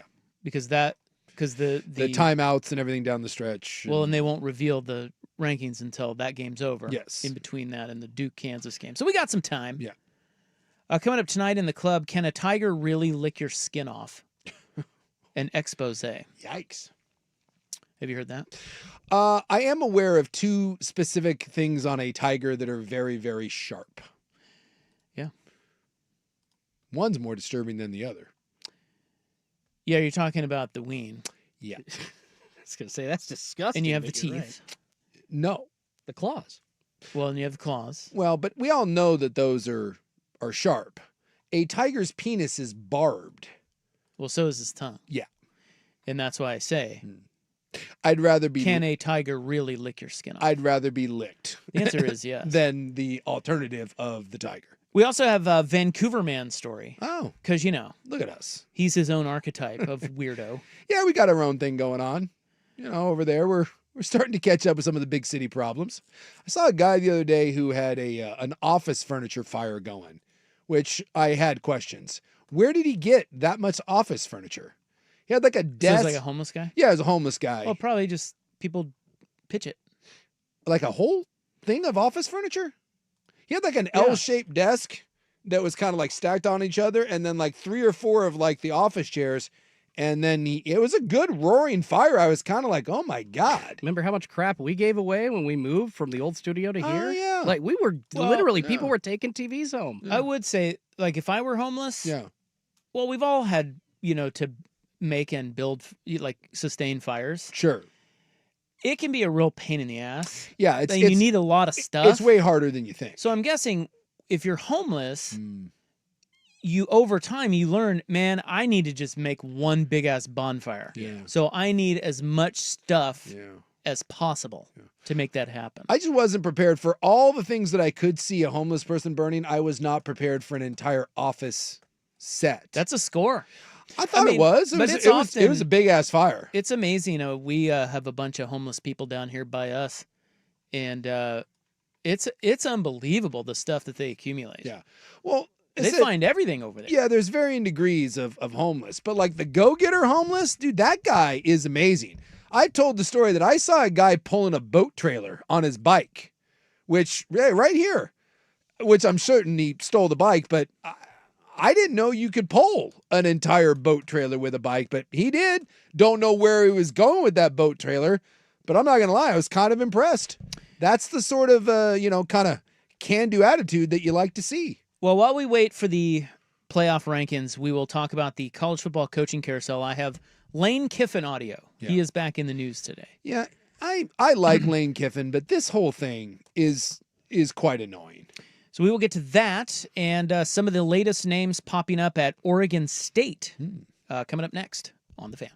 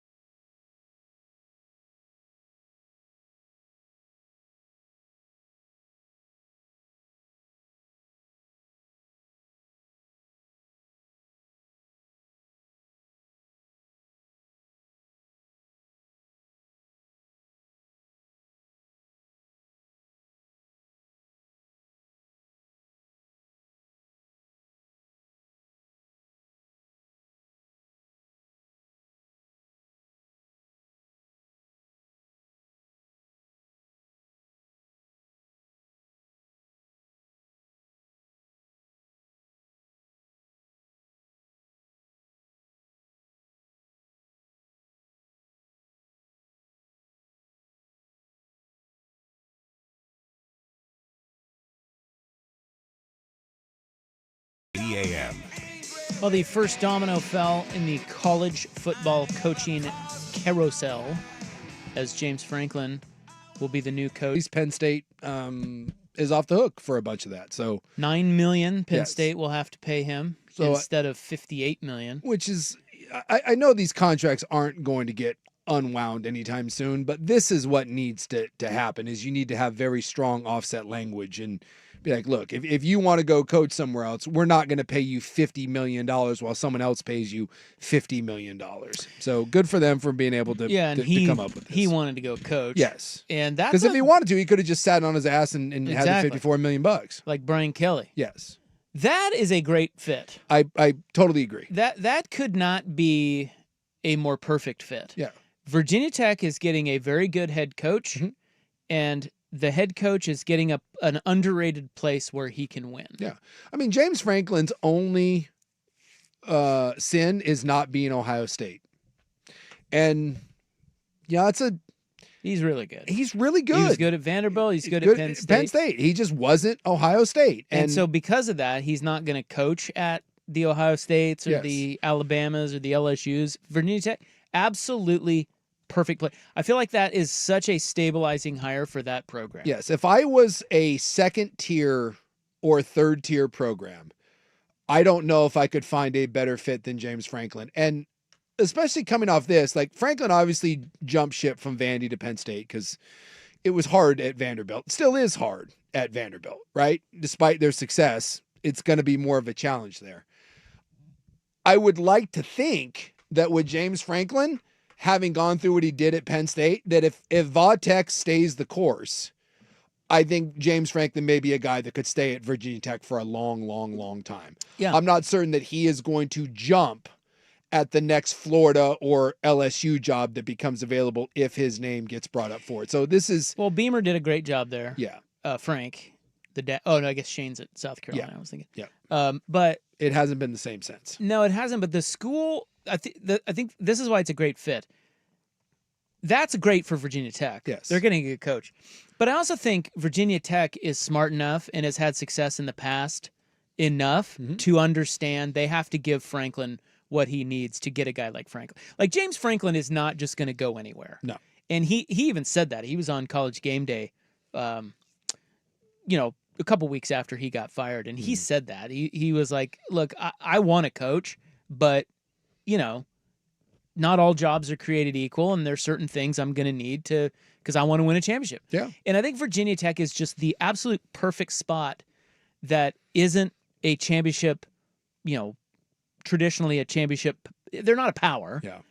But they're capable. Yeah. Like they're like what Indiana has done. Probably even better. They have because they actually have a rabid fan base down there. They have good tradition that people care. There's a lot of recruits in that area. I would imagine Franklin, in order to get that deal done, because it sounds like it took a while to get the deal done, Franklin was asking for some things like, hey, I need commitment from you on a couple of things. And if Virginia Tech gave it to him, dude, that's a win-win. That's a really good spot for him. And in the ACC, you're not going to face Ohio State and Oregon and those teams every year. It's going to be a smaller hurdle to climb. Resources won't be quite what they were at Penn State, but you're also playing in lesser competition. You have better access to the playoff. And like you said, I think realistic expectations. And I think for a guy like James Franklin, realistic expectations are going to be a big deal. And if you win 9 games at Virginia Tech every year, they will love you. Since 2011, would you care to guess how many 10-win seasons Virginia Tech has had? So there have been 14 seasons in there? Yeah. 14. So this will be the 15. 10 wins. Yeah, this will be 15 years, and they're not getting to 10 wins this year. They're 3-7. Yeah, I'd say 9. 1. Oh. They've won. When did Beamer leave? So Beamer left in 2015. So this is since Beamer. Yeah. So essentially. They have won. Justin Fuente, his first year there, went 10-4. And since then, they have never won 10 games. I was thinking Beamer was more recent. No, Beamer's been gone for a little bit. So it went from Beamer to Fuente to now, Pry, and he's gone. So I forget. I don't know who the interim guy is there, but now it's James Franklin. So, if you come in and you're James Franklin, like you said, rabid fan base, winnable conference, and You just need money. You need commitment. money. And 8 or 9 wins every single year, and then you start putting up some 10-win seasons, occasionally make a run at an AC title in a playoff, and you can be at Virginia Tech for a long, long time. I couldn't agree more. And this is why I said, like, if Wisconsin was going to get rid of Luke Fickell, and it turns out they didn't, and we'll see what happens there. James Franklin, for a place like, I think Wisconsin, Virginia Tech, I think Iowa did this with Ferentz. I think Iowa State has done this with... My bad, misfire. Iowa State's done this with Matt Campbell, right? These are all great fits for programs that are second-tier programs that have really good coaches they've managed to keep around, as opposed to just kind of at the first sign of trouble moving on from him. So Lane Kiffin came out today and said it is not true, the reports that Ole Miss has given him an ultimatum. But it sounds like he's certainly looking. According to the Scuttle, well, yes, of course he's looking. Yeah. Dude, does anybody have it better than him right now? How many coaches have the opportunity to coach any of 3 SEC schools at the same time? That's unbelievable. Yeah. And by the way, like, hammer SEC programs. Yes, he has the opportunity to pick between Ole Miss, LSU, and Florida. I just think this is awkward. That's crazy. And I understand that you're doing your due diligence, but Ole Miss is going to be in the college football playoff, whether they lose in the Egg Bowl or not. And that's they're going to the playoff. And Lane Kiffin, he may not, but Lane Kiffin has sent his family, his ex-wife, and his brother in the last 2 weeks to LSU and Florida. I mean, come on, Lane. Like, well, he's obviously, but what do you want him to do? Give me the right way to handle that. I guess, to your point, maybe there isn't. It just, I find it incredible that you are in the midst of a national title run where you are a legitimate title contender and you are actively looking at other jobs. If I'm an Ole Miss fan, I am absolutely livid. Like, what are you playing for? Like, you are, this is what you are attempting, is to win a national title, and it is right in front of you. And you can't tell me that guy's full attention is on Ole Miss, because he's obviously sending family members to look at other schools that you have to play. The scuttle is that a few weeks ago, his agency, he's repped by CAA. Yeah. They were negotiating an extension at Ole Miss. Yeah. And now a lot of people are saying the tenor has shifted. Yeah. And reportedly, Lane, first of all, he's very hard to read. Yeah. Because he's kind of a weasel like that. Yeah. And the other thing is he reportedly has major concerns about both LSU and Florida. Yeah. He doesn't like the political climate at LSU, and he doesn't think he jives with the leadership at Florida. And yet he's still actively flirting and making out with them while being married to someone else. Coaches do it all the time. I don't know what you want him to do. Like, this is a must capitalize moment for him in his life. Yeah. And this is a really hard one. We talked about this with Jonathan Smith. Sometimes I give these coaches a little bit more slack maybe than other people because they can't control the timing. Yeah. I mean, LSU and Florida, that's a really tough dance. Yeah. LSU and Florida want an answer. Yeah. And you're in the middle of a playoff race. You can't just blow them off. Yeah. What is he supposed to do? I guess in an ideal world, I would like someone to say, you know what, I will talk to you at the end of my season. I'm trying to win a national title, but we talked. You were gone. That doesn't work. When you were in Portugal, I talked to Dan Lanning about this. Yeah, and he was great about it. He said, and we were mainly talking. We were speaking certainly in generality, general terms, because Sure. I didn't want to bring up Will Stein, but he even brought up Will Stein. He's like, yeah, I've had these talks with Will Stein. And he basically said, look, this is just a common thing in college football. Yeah. And everybody goes through it. If you're having success, you're going to go through it. He said, when you schedule your stuff, like your Zoom calls or whatever, you just have to do it at times that it doesn't interfere with your job. He said, listen, I know you guys are going to be popular out there, talking to his coordinators like Will Stein. I need you focused on this job, but I also am here to support you and help you get where you want to go in your life. Yeah. It's a really... I think there's a difference in my mind between being a coordinator and trying to move up and having a top 15 job in America where you're on the precipice of a national championship and you're literally... What is he supposed to do, though? Yeah, tell me the way to handle it. Let me hear... I'll let you hear what he said. Yeah. Okay, so this is about a minute long, And of course, he's being asked about this right and left. This is right after. So they just played Florida. Yeah. That's the other thing. I know. And he beat them, although it was close. Mm-hmm. And this was after the game where Ole Miss beat Florida. Lane read the story from Ross Dellinger this week that he had that sit down with you, and there was a really striking quote there at the end where you talked about picturing yourself being at the elite blue bloods, but you sort of changed, and you didn't think it was necessarily a place like Ole Miss, but you've sort of changed your way of thinking, and that maybe this is the last chapter. There's a lot of talk about you for coaching searches right now. Do you anticipate being the head coach at Ole Miss next year? Yeah, I think the last chapter thing makes me feel like I'm like 80 years old, So I don't like being old, so I don't really like that part of the story that makes me feel like I'm on my last chapter. So I love what we're doing here. Today was awesome, and I don't talk about that stuff. And really, to even talk about it right now would be so disrespectful to our players and how well they played today. We got a lot of things going here, doing really well, and I love it here. So, yeah. So again, he is certainly sniffing around. Like that sounds to me like a guy who really doesn't know. Yeah. He doesn't know what to say. He doesn't know. He doesn't know. He may be going. He may not be going. He's likely going. Yeah. But that is all he can say. I mean, the only other thing he could do is worse, and that is go to his team and say, "Boys, I'm in this with you. I'm not going anywhere." And that's what coaches do. Yep. And then they up and leave. He's not doing that. I actually give him credit for that. It's the way Jonathan Smith got a lot of heat for the way he left Oregon State, but again, I thought he was as upright or as upfront as he could be. Yeah. It's just a really tough situation. To me, I guess it leaves a bad taste in my mouth. And I get it, right? It's just a job and you want a better one. I struggle with you're in the midst of a national title run. And I do. I guess I want that coach to say to LSU or Ole Miss, if you want me, you can come talk to me at the end of this, when I'm out of the national championship picture. And if you have to move on before then, okay, well, I obviously have it good here. I'm going to go try to win a national championship.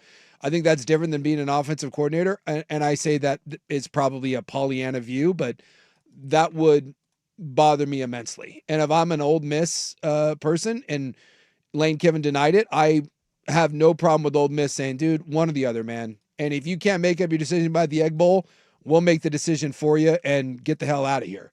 This is the Ben Roethlisberger, Aaron Rodgers. You either are or you aren't. And I would have a huge problem if I was a player with this. It's one thing if you're in the midst of a decent season, but dude, we're trying to win the first national title here and it's within our sight. And you are actively flirting with not one, but two jobs. But what does that say to your team? But if you want him, but he can't help that. But if you want him to be are or aren't, how can you then give him an ultimate? Like you want him to say, I'm committed to Ole Miss, and then we'll worry about it. Yeah. But Ole Miss is coming to him saying, in or out. Yeah. Well, what is he to do? He has to sniff around. Well, but how hard is it? Again, I don't think you need to take a month to sniff around. Look, if you don't want to be there, take one of the jobs. But this idea that this gets drug out for a month now, both of these jobs have been open and they've been Lane Kiffin's if he wants them. And here we are at the end of the season and you still can't make up your mind. Dude, Esser, get off the pot. The other problem with all this is, Jimmy Sexton is the agent for 14 of the 16 SEC schools. There's another problem in that Jimmy Sexton basically runs this.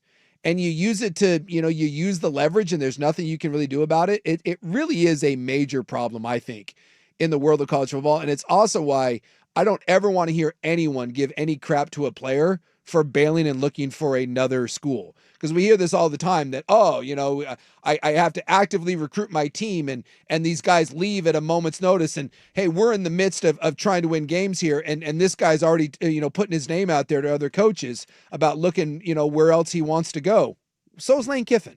And so is every other coach. And by the way, that coach is already making $11 million. The kid isn't making $11 million, nor does he have the next 20 years to make $11 million. And Lane Kiffin does. And he still can't make a decision. Why is it that we demonize the kids, but with coaches, we're like, well, what's he supposed to do? That I agree with you. But I just find me a head coach that makes a jump. that handles it perfectly. It's impossible. It's tough. You just can't do it. Well, I'll tell you what. You do the best you can. You do the best you can, and I think the way Lane Kiffin is handling this is not the best you can. I think he's doing it piss poor. All right, we have a new Kurt Signetti, potentially, and 3 names popping up at Oregon State. We'll get to those items coming up next. Here's Schultze. Now, from the George McCoy at Warren Allen Sports Desk, a Sports Center update on the Fan Sports Network, 105.1 FM and 1080 AM. First on the Fan, the Portland Trailblazers in action tonight, back at Moda Center, hosting the Phoenix Suns. It's going to be most likely without Drew Holiday, though he's listed as doubtful with right calf soreness. The Suns, they're going to be without Grayson Allen and Jalen Green. Portland a 2.5-point favorite in that one right now. Tip-off set for 8 p.m. on KGW and Peacock. A nice national TV game and some round Paul Rock action for you Blazers fans. Over to the NFL, some good news for the Steelers. Head coach Mike Tomlin says that quarterback Aaron Rodgers will not need surgery to repair a fracture in his non-throwing wrist, though his status for this weekend's game against the Bears is still undetermined. Texans head coach DeMeco Ryans, though, not as good news for their media session today. He said that quarterback C.J. Stroud in concussion protocol, still going to be out this Sunday against the Bills. Backup Davis Mills has gone 2-0, though, in his absence so far. Some news out of college football today. A private capital deal that would infuse $2.4 billion into Big Ten athletics is now on hold because of opposition from Michigan and USC. More sports scores and stories in 30 minutes. I'm Schultze from the George McCoy at Warren Allen Sports Desk. Hurt and missing work, insurance companies acting like jerks. Don't call your mom. Call George McCoy at warrenallen.com. The home of Primetime with Isaac and Sue. Weekdays 3 to 7. The Fan Sports Network. 105.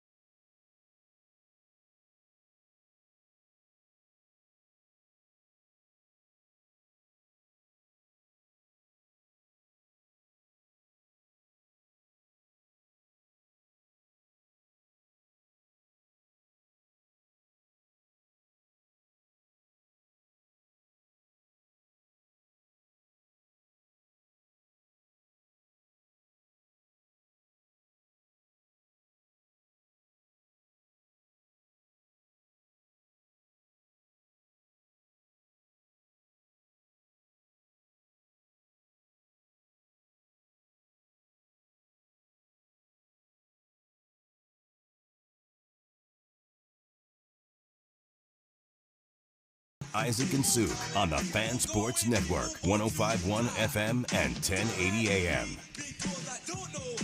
So the Michigan State game is over. Yeah. They are wieners. They beat Kentucky. They kicked the hell out of them. By the way, that kid right there, I have no idea who he is, but he's the most Michigan State player of all time. Look at that dude. Yeah, that or Indiana. Yeah, one of the two. And yes, he is white. Damn, I'm sick of 20-year-olds trying to wear facial hair like they're 45. Boy, you ain't kidding. It's bad. Look at that guy's. Look what he has going on. Well, what is happening? And he's not 20, dude. He's freaking 18. Shave. It looks like it looks something terrible. else. Look, everyone went through their Teen Wolf phase where you're like, yeah, can't grow this, but you're excited that you're wearing. My son every now and then comes home with a mustache, and you're like, bud. You just gotta let him work your way through it, and hopefully the genes kick in eventually. So we're gonna get the college football playoff rankings now, and then Kansas Duke comes on. While we wait, we're talking about the coaching carousel. Lane Kiffin. The first domino was James Franklin, but Lane Kiffin is going to drop a lot of dominoes. Or in other words, he tips. Yeah. The rest should fall into place. Well, those are the biggest jobs after that. So, and you got to get going. I mean, it's recruiting and transfer window and everything. James Madison's coach Bob Chesney has become the new favorite at UCLA. And he, by the way, he took over from Kurt Cignetti, who was the coach at James Madison. And by the way, James Madison has an outside chance at being a playoff team this year. Yeah, they're calling him the new Kurt Cignetti. Interesting. So he could go to UCLA and perhaps stabilize the Bruins. He is really on their radar, according to the rumor mill. I hadn't seen that. Yeah, because that's a job that you kind of just like forget about. Like you don't. Well, really... I mean, the major coaches with a ton of experience probably aren't going to UCLA unless your name's Jed Fish. Yeah, and they probably don't even want Jed Fish. A guy like Chesney makes a lot of sense because it's a Big Ten job, big market. Yeah. I mean, you go from James Madison to UCLA. Yeah. If you're James Franklin, you can do better. If you're sure, whomever else, you can do better. So UCLA, that could be. Speaking of good fits, that could be a good fit. Yeah. Yeah, absolutely. Like, I would rather take that shot than go get, the retread of who have they tried over there? Like they got Jarrell and places like that. Who do you think? Who could? What is best case scenario for UCLA? It might be Bob Chesney. Yeah. Like because if you're shooting for somebody other north of that, I don't know if they're going to go there. No, I mean this sounds terrible, but like if you have good options, UCLA is not where you're going. Right. That is not a good job. It just isn't. They don't have a great tradition there. They haven't been very good in the past. They don't have a lot of resources. No one goes to those games. It's just not a good job. It just isn't. So, yes, you need to find a guy that a big school isn't going to come calling. But you are in the Big Ten, but also being in the Big Ten that you're into a bit of a meat grinder, right? Like you could make the argument, and UCLA, by the way, usually doesn't pay that well. Be interested to see whoever they get, what they have to pony up for it. But that's also one of those, be careful what you wish for jumping into the SEC or the Big Ten if you're in a kind of a bottom feeding program, because 2 or 3 years you can get chewed out and spit out the other side because you ain't winning games. Well, Cignetti jumped from James Madison to Indiana. Yes, he did. He seems to be doing pretty well. So I'm sure Chesney might look at that and go, it could work. Yeah. But yes, Google me. It's really bad if James Madison's coach is turning you down. Yeah. You got problems. Yeah.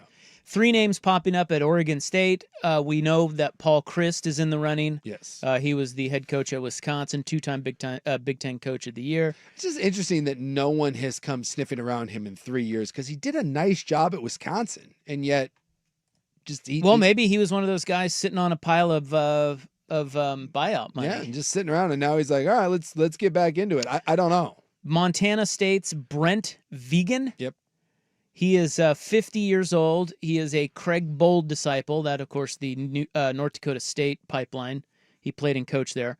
He is 56-12 so far in Bozeman at Montana State. He basically plays for a national title every year. I mean, he's one of the. Sounds like a good coach. Yeah, it's one of the premier programs. I don't think he's lost like in the regular season. No, his record is well, ridiculous. It's 56-12. Yes, as I mentioned. So he's lost 12 games. I don't know where those were, but and then the third coach whose name is popping up at Oregon State, according to this report from Yahoo, or no, sorry, CBS Sports had this. Bama offensive coordinator Jamarcus Shepard. Yeah, he is only 42. He has suckled at the teats of the great Mike Leach, Jeff Brom, and, of course, Kalen DeBoer. He was at Washington and followed DeBoer to Alabama. Yeah, so you really have kind of and we talked about this, you have all three archetypes, right? Like, yeah, you have Old Faithful, knows the program, has been there, has coached at Oregon State, has been a head coach, was a good head coach, but now is a little longer in the tooth, probably not going anywhere else. So if you hire him, he's going to be there probably as long as you want him, and probably not going to cost you a bunch of money. And it's the only bad side would be, why isn't he getting other looks? And is there a ceiling on what you get? And then you've got the kind of what Washington State did with Jimmy Rogers. You go down a level to the FCS and you find a guy that wins 12 games every single year since he's been there. So since being at Montana State, he's gone 12-3, 12-4, 8-4, 15-1, and 9-2 this year. Like, all that dude does is win. And he has lost twice in the national championship game. So just everything you could want minus winning the national championship. Can he recreate what he did at Montana State? Can he do it in Corvallis? Or do you go with, and this is kind of like what I like, and I don't know much about Jamarcus Shepard. This is the guy that I have always been intrigued by. Someone like this, young, energetic, offensive-minded guy, has been around really successful programs, really successful coaches, that has never really sniffed one of these jobs. Downside to Jamarcus Shepard is if he goes there and has success in 3 years, he gone. And that's my problem. That's the problem with it. Is I think that there is a high boomer bust rate, maybe a higher ceiling with a guy like Jamarcus Shepard. Yeah. You never know. But he's not reaching that ceiling at your school. No. That's why I don't like that type of hire. Yeah. The vegan hire is interesting. Doesn't he leave too if he has a lot of success? Yes. Okay, so Paul Christ, I go back to Paul Christ. I think you need to stabilize this S. No. It is messy. Yeah. And that guy, he's already been there. He's familiar with Oregon State. Yep. He was he's a 2-time Big Ten Coach of the Year. Had a great record at Wisconsin. He was very good at Wisconsin. I don't know why he's been on the sideline. Certainly that would come up in an interview, but I think that is as stabilizing as you could get. And he's not going in. He's older. Yeah. So he's, you would think he'd retire before he'd probably get another job. You would think that if he goes to Oregon State, he's staying at Oregon State. You can keep him. Right. And so I think that's one of those things where you commit to him. And by the way, he's not going to be that expensive for you. You commit to him. He commits to you.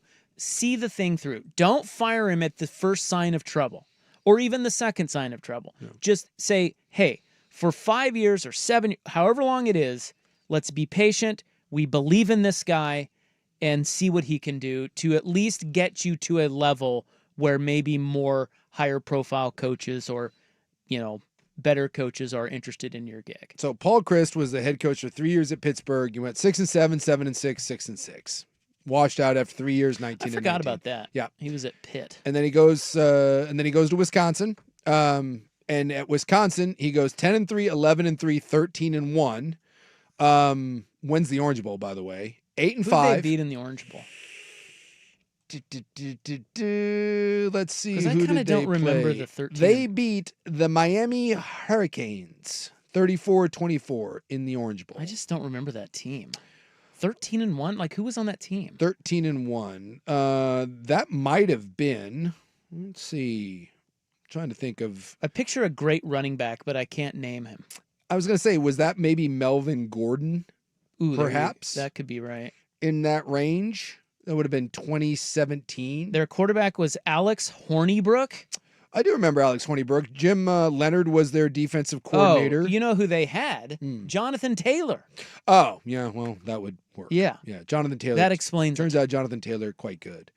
8-5, 10-4, lose to the Rose Bowl. That would be, I believe, to Oregon. and then 4-3 during COVID, 9-4, 2-3, and they fire him. So, he was really good. Now, I had someone point this out, and I tried to dig up some articles, and it sounds like maybe there was some concern about his recruiting, and he kind of butted heads with administration. That's a tough administration there at Wisconsin. And so it kind of sounds like maybe there was a falling out, and it wasn't even necessarily on-field performance, because 9-4 and then 2-3 and they fire your ass. Well, hasn't everyone had a falling out with? Yeah, it's a with tough. Barry Alvarez. It's a tough place. It's obviously very tough. Gary Anderson's stint there was even weirder. Well, and Brett Bielema left. He Yeah. just was like, dude, I'm not dealing with this Right. crap. So is that on Chris? I mean, I don't know. I think there's a lot to like about Paul Chris. And by the way, Dave Bartu, I Loves mentioned him, this a right? couple weeks ago. Yes, Dave Bartu called him. What did he call him? Let me go back to my text and read that to you again, because he likes him. Yeah, Dave's a big Paul Christ guy. And Dave's in on some of this coaching search stuff. People definitely use Dave's services to kind of filter through some of this stuff. So, I will tell you this. Paul Christ is the safest of the hires. He's and that's what I think safe is what you need. Well, then it is not the way I would go, but if you hire Paul Christ, I don't know, outside of just angry Beaver fan that wants to be pissed, I don't know how you can be upset with that hire. If Paul Christ ends up being the guy, I mean, proof's in the pudding, and you'll find out in a couple years, but you'll do it with anyone. I just don't see how you can make an argument that Paul Christ is a bad hire. I don't get it. I cannot find it. Yeah, he said the same thing to me too. He is a big Paul Christ guy. Well, I wanted to, he put on a couple reasons. I wanted to. Yeah, he had some of the numbers and stuff. Yeah. Of what he did. Was it sure it wasn't on a group text? Well, was it on our text? It might have been a group text. Okay. Maybe that's why you can't find it. I might have missed that. Because I think it might have been a group with all of us. Because I do remember seeing something from Dave on that as well. Well, I can't find it. Anyway, he likes him. So, I don't know. I think Paul Christ would be a fine hire. I know it wouldn't blow anyone's hair back, but I'm not sure there would be a hire at Oregon State that would. No. Well, at least at this point, because you haven't really heard of the other people. And at this point, if you're Oregon State, at least you're hearing some names. Ooh, Bama 10, Notre Dame 9, Oklahoma 8. Yeah. That probably means Oregon at 7, right? I would assume. I'm guessing the Duckies come in there. You know what that means. So 7, who would they? They would host Alabama. They would host Alabama. Although a lot of that can change. No, it can't. This is it. This is it. It's the final This rankings. is it right here. Final right here. Final. Yeah, Oregon 7. So the Ducks, if the season ended today, they would host Alabama. Now, last week, if the season ended then, they would have hosted Notre Dame. Notre Dame. Right. Which would you rather have? Because that's tough. That's a good question. Who would you rather host? Who would I rather host? And I don't mean like for fun. Like, I think it would be more fun to host Alabama. Yeah. But I mean, you want to win. Who do you want to play? Boy, that's a really good question. Because Notre Dame can play the style that you want to play. They can play a bit of that rock fight, and I think you're. Boy, that's good. I don't know. I don't know on that. I honestly think I'd rather play Notre Dame. I think the Ty Simpson and Bernard and Ryan Williams. I think that kind of scares me a little bit. Yeah, I think I want Notre Dame because they have a freshman quarterback, Yes. and that's the only reason. It's a freshman quarterback, and I think at this point, Oregon is very happy to play that sort of game and just line up and let's punch each other in a phone booth. And Dante Moore is such an upgrade. Like, we can play in a phone booth, we can punch with you, we're both physical, we can both run the ball, and our quarterback is significantly better than yours. I think I would lean towards taking Notre Dame. All right, we'll get to the college football playoff rankings, the latest, coming up next on The Fan.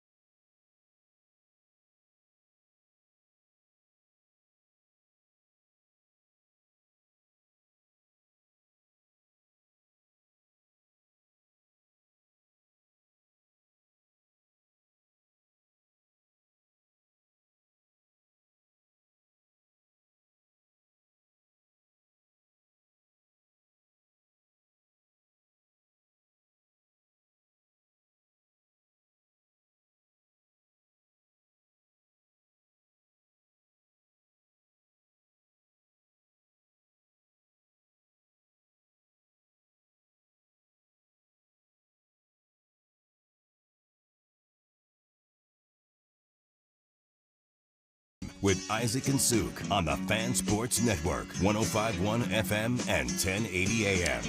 All right, the college football playoff rankings, the latest are out. Here's the tournament. If the season were to end today, you would have, this is the third straight week you're having a different 12 seed. Mm-hmm. I think the first one was Memphis. Last week it was South Florida, and now it's Tulane. Yeah. And remember, this is merely based on, at the moment, who the top team is. Like, they have Miami in, but simply because they're the highest rated ACC team, Miami may not even play in the ACC championship game. So Tulane is 12. They would play at Texas Tech, Mm-hmm. and the winner would play Georgia. Then you have the 9 seed Notre Dame playing at number 8 Oklahoma. That'd be fun. Real fun. Yeah. And the winner would play Ohio State. You want to talk about a rock fight? That's a tough bracket part there. Bracket there. I mean, that's some really good defense right in there. Physical play. Then you have Miami taking on Ole Miss in Oxford, Mm-hmm. and the winner would play Texas A&M. And then you have the 10 seed Alabama visiting 7 seed Oregon, with the winner playing Indiana. You have been clamoring for years that you want Bama, and Well, not me. I think No, Duck fans have. Duck fan. I think that is always, if you have one team that Oregon fans have wanted to play yes, over all these years of their growth, it's Alabama. yes. And particularly now being coached by Kalen DeBoer. Mm-hmm. Sign me up. Yeah, the DeBoer thing even adds a Dude. fun little element to it. Because Lanning can't beat DeBoer. Yes. Although, can you imagine if they lost to Alabama? Washington would poke fun at that too. That would be a fun. That's low-hanging fruit. By the way, have you seen what Miami needs? So they have Miami in because Miami's the highest ranked ACC team. Mm-hmm. Have you seen what Miami needs to do just to make the ACC championship game? Yeah, it's virtually impossible. Yeah, so Miami needs to win its remaining 2 games, Virginia Tech and Pittsburgh. Both on the road. Yeah, Virginia Tech stinks. Pittsburgh's pretty good. But then you also have to have Virginia lose to Virginia Tech, Pittsburgh lose to Georgia Tech, Duke beats North Carolina, SMU loses one of its last 2 games, and Wake beats Duke. You need all of those things in order for Miami to even make the ACC Serious title question. game. Yeah. Serious question. Yeah. And I'm being dead serious. Mhm. I was reading an article today Mhm. that was making the case that Miami should be in this field. Miami, it's not that they should be in the field, it's that they are a playoff caliber team, and we all know that they are. Sure. Talent-wise. Yes. Now, that doesn't mean that they should be in, because if they slipped up and didn't make the ACC title game, that's their own fault. Yes. But they are a playoff caliber team. Mhm. Serious question. Yeah. Should Miami be in that tournament over the ACC champion? No. Absolutely not. No matter who it is. No matter who it is. If it's Duke. I don't And care. they have 4 losses. Boy, see now Because Duke can win it. Duke can win it. If it's dude, Yeah. you know that Miami is better than every one of those teams that's going to play in there. I don't care. And No. and I get that. This is what it bothered me. It bothers me when we ignore head to head. Yeah. Right. When you have a team that beats someone else, and when you win your conference and the other team doesn't, or even get to the title game, and this isn't like in the olden days where we had East and West, right? They're just taking the two best teams. No.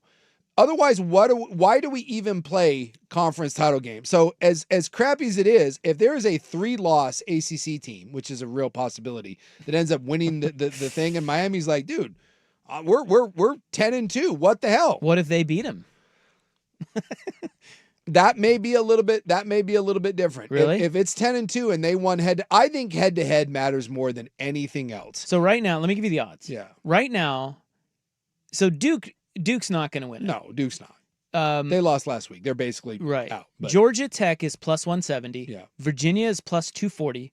SMU is plus 330. And Pitt is plus 800. Okay, those are the 4. And then Miami's plus 850. Yeah. Miami could get into there. But let's say they don't. Yeah. They're out. Let's say they win their last 2. They have 2 losses, and those 2 losses are to who? SMU and Louisville, both in conference. SMU and Louisville. Okay. So that means that, did they beat Georgia Tech, Virginia, and they would have beat Pitt? They didn't play any of those. Well, they're going to play Pitt. They're going to play Pitt, but they did not. They didn't play. They Okay. didn't play Virginia. They didn't play Virginia Tech. Okay, so let's say the easiest. Well, they play Virginia Tech at the end, so yeah. Well, not Virginia. We don't care about Virginia Tech. Oh, We're it's talking about Virginia. Georgia Tech, Virginia, or No. Pitt. They did not play. They did not play two of those. The easiest scenario is Pitt wins the ACC. Yeah. Miami beat them. You still think Pitt should be in the tournament over Miami? No. Okay. No. So then if Georgia Tech. Head to head. Okay, so then if Georgia Tech wins the ACC but didn't play Miami. No. Do you think Georgia Tech should be in? Yeah, F you. And Virginia as well. The only way I will give you is if you have similar resumes, but one, because of tiebreakers or whatever, went to the ACC title game and won it, then yes, I agree that Miami should be in, but I don't think that's the way it works because they said it's the 4 highest ranked conference champions, so Miami can't even get an automatic berth. If you win one of the Power 4, you have to go. You are in. They would have so they would have to be in the top 12. Yes, they would have to be an at-large team. And they are currently ranked 11th. Yeah. So it raises the scenario that they may be ranked higher than the ACC champion. Yeah. It's a wild thing. Actually, I don't think they may be. If they win their last 2 games convincingly, they're not going to drop below. The ACC champion's not going to be in the top 10. Probably not. So I think Miami might get in as an at-large. I think they might. Well, I'll at least say that the tournament is more interesting with Miami in it. 100%. So, but yeah, you're right. I mean, I'm looking here at somebody's getting booted out of there. Although if Tech keeps winning, it'll be. I would think Georgia Tech would bump above them, and then that would be scary if you're Miami, because then do you get left out again? You know. And if you do get left out, I'll tell Mario Cristobal, stop losing games you have no business losing to. Stop losing to SMU and stop losing to of course. You know what? What was the other one? Louisville and SMU. You know what Miami really needs is they want to see chaos in the SEC. Yeah. They want Bama to lose again. They want Oklahoma to lose again because that opens a spot for them and one less SEC look, team. And this is where I think bias comes in, and it bothers me a little bit. Like, we consider Miami to be a really good team, and Miami beat Notre Dame, and kudos to that. You still lost 2 games in a very crappy conference. And let me start by saying I do not believe that BYU is a top 10 team. They're not. They proved it against Texas Tech. But the Big 12 isn't any crappier than the ACC. Both of those conferences are very middling. And BYU easily could end up being a 1-loss team going into the Big 12 title game, right? And the only game that they would have lost all year is Texas Tech. And if they lose to Texas Tech again, if that's Miami, you're screaming from the mountaintop saying, hey, we're a 1-loss team. What the hell, man? You said conference title games don't punish us, but you're not going to give BYU that credit, but you will give Miami that credit. And I think that is where preseason bias and brand bias plays a role in that. And just talent. And and Miami has more talent. Absolutely. They also have a high-profile quarterback. And you've also lost twice to 2 teams that aren't very good. It's the age-old debate. We do it every year. It's resume versus best. Yeah. And you're more of a resume guy. I think there's a little bit of a balance that should be in there. But there's every year it's like clockwork. Yeah. We're going to argue about some teams. In a very controversial one this year, maybe Miami. It also may just play itself out where it's like, dude, they're not getting in. It's one thing, like, I feel like Notre Dame, right? And by the way, Miami beat Notre Dame, right? Give them credit. But when I look at Notre Dame's 2 losses, I'm more inclined to be like, okay, you lost to arguably the 11th ranked team in the country by a whisper, and you lost to the number 3 team in the country, could be the number 1 team in the country, by a whisper. That's different to me if I'm looking at than losing to a 4-loss Louisville team and a 4-loss SMU team. For sure. So it all matters. Yeah. And I just don't, when you lose games that you have no business losing, I don't feel bad for you when the everything shakes out and you end up on the outside looking in. All right, the club is next. Can a tiger lick your skin off? The answer is yes on The Fan. Okay, I have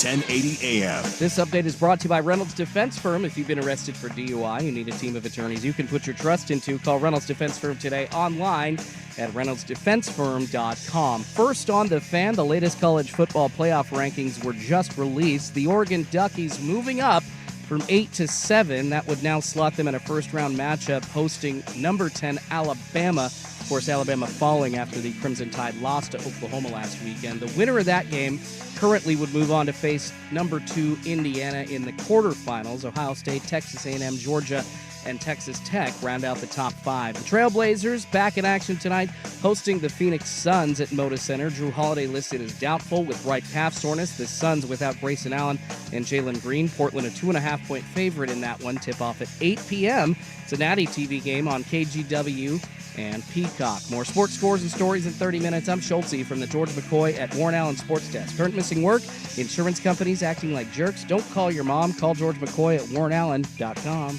Sports Saturday with Joe Fisher and Rashad Taylor. Saturday mornings at 9 on the Fan Sports Network. 105.1 FM and 1080 AM. Warning.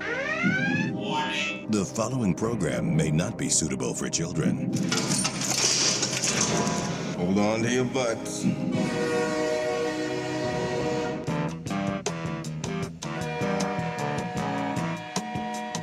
As the sun sets over Slabtown, in the shadows of the Fremont Bridge, a club comes to life where you can let your freak flag fly. There's a new fiesta in the making as we speak, full kegs. Everybody's gonna be there. You ought to go. The only thing that's off limits are the words you can't say thanks to the FCC. They don't know what the f*** they're doing. Do you understand that? We've given away too much to arrive at these political compromises. Yeah. Google me, bitch. Oh no, oh no. Well, my.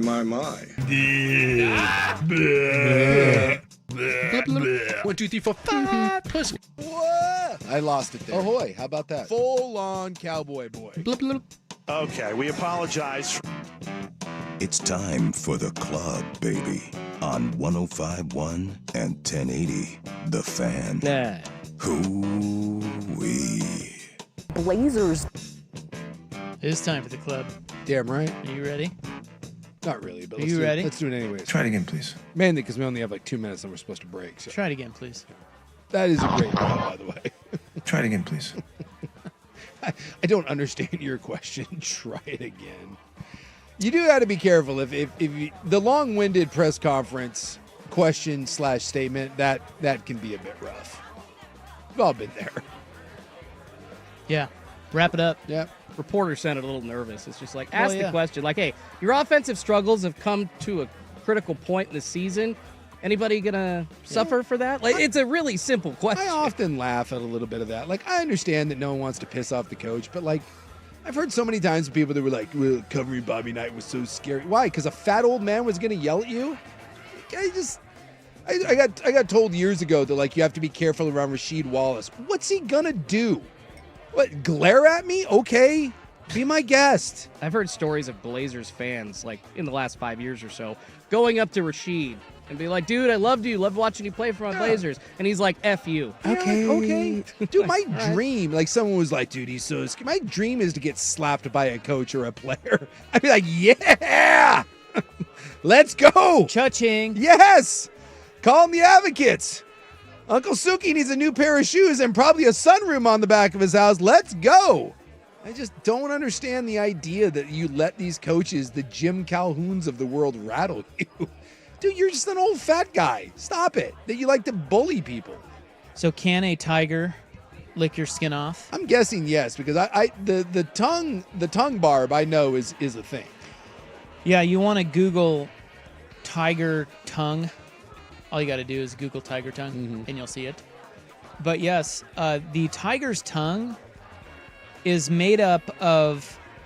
Yeah, that magnified is, by the way, is terrifying. It's absolutely terrifying. Is that the scariest, by the way, is that the scariest thing to walk on the earth? You know what? Is the tiger? There was an interview with, I don't know, some sort of Crocodile Dundee type bro. I don't know. You know what I mean? Like what do you call him? Like a wildlife expert? Yeah. The Jack Hannas of the world. He said, no question, a Bengal tiger is the baddest thing on the planet. Right? Like it has everything. Yeah. And its tongue, so it won't lick you to death because if a tiger is licking you, it's out of affection, much like a cat. Oh, okay. But it's if not it an did angry, lick, it's no, not an it won't licking. angry lick. But what it does do, it has those barbs on its tongue. Yeah. And it can lick the skin off of its off of its kill. That's what it does. Yeah. It's crazy. It's crazy, dude. So just a barbed wire tongue basically ripping your Pretty skin off? much. So imagine just sitting there and you got a tiger laying next to you and he's just licking you like, I love you, man. Yeah. And your skin's coming off. This is also why you don't have a pet. Now, do other big cats? No. Do they not have this, like cheetahs or jaguars, or this is a tiger only thing? I think it's a Bengal tiger only thing. Huh. But I'm not positive. The tiger is just. I was watching the Jungle Book the other day. The real, not the real one, the live action one. And even in an animated or CGI 3D thing, the Shere Khan is still the most terrifying thing in the world. Screw the King of the Jungle, and lions are equally scary, but they're nothing compared to a tiger. The tiger is the scary. I just can't think of anything scarier staring at you. Like if something was walking towards you, you're like, well, this is happening. Please make it quickly, as opposed to, I don't know, licking my skin off. What doesn't it have? It has speed. Yes. It has it can climb, it's got razor sharp claws, Yeah. it's got teeth, it's got a bite force that can it's bite huge. through anything. It can tackle you. Yes. It can chase you down. It can just bite your neck. I mean, like you have no chance. No. The most poetic justice, but also the scariest thing that's ever happened are those two dip-esses in San Francisco that were throwing the rocks at the tiger, and the tiger jumped out of the cage and hunted them down. I cannot think of a scarier scenario to end your life. You and your idiot friend are high, and you're like, I'm going to go to the zoo and throw stuff at this tiger. If I'm not mistaken, I believe the tiger jumped and used one of the dude's legs to help pry himself out of the cage, killed the one, and then hunted the other one down and got them both. I believe that's the way the story goes, but I may have some details wrong, but I think it's somewhere in that range. And I just can't imagine you're having a nice friendly day at the zoo and then you see a literal monster. That thing is a monster from another dimension that just jumps at you, and then what do? You like you say, you can't run from it, you can't fight it off, nothing. You just curl up in a ball and you accept your fate, and it's your ass, Mr. Postman. They're stronger than lions. Yes. And they're more agile than lions. Yeah. They're faster than lions. Yeah, the lion's kind of a candy ass compared to the tiger. A little bit. And the tiger can bring down prey twice its size. Yeah. And it can swim as well. It can do a little kitty paddle. So I mean, short of the gorilla. Dude, I think that tiger's kicking that gorilla's ass. Ooh. I don't know about that. That's a good one. What'd your guys say? Scariest thing walking the planet? Yeah, he did say Bengal tiger. Bengal tiger. I mean, that's like speed versus power, right? Well, there's a lot of power in a Bengal tiger. In the tiger. Yeah, but I'm trying to, obviously, I'm going top physical attribute here. Let's see. Yeah, AI says a Bengal tiger would likely win a fight against a gorilla due to its superior size, speed, and weaponry. Yeah. Although a gorilla has a stronger bite force and incredible strength, the tiger's hunting style of ambushing and its ability to deliver fatal neck bites or suffocate prey with its strong jaws and powerful claws give it a decisive advantage over the gorilla. Yeah, because if you think about it, the gorilla, as badass as a gorilla is, what's it going to do to kill it instantly? Yeah, it's got hands. Once the tiger gets a hold of your neck and starts biting, you're hooped. It's like the Jake the Snake. Yeah, just the constrictor sort of thing. What was the Jake the Snake? Was it the DDT? Oh, yeah, that was Didn't he drop you with the DDT? Yeah, the tiger DDT. The tiger has a DDT. Yeah, off the top rope. 2007, San Francisco Zoo, a Siberian tiger escaped and killed a 17-year-old Carlos Sousa while injuring his 2 other friends. The brothers were mauled after the tiger first attacked who was trying to save them. Police had to shoot and kill the tiger. They were taunting the tiger, and it literally jumped out of its cage. And that's the other one. They can jump they can jump like 10 feet in the air. They're out there throwing down dunks. No. Nothing scary. Up next, we have Vancouver Man news on the Fan. Wasn't it?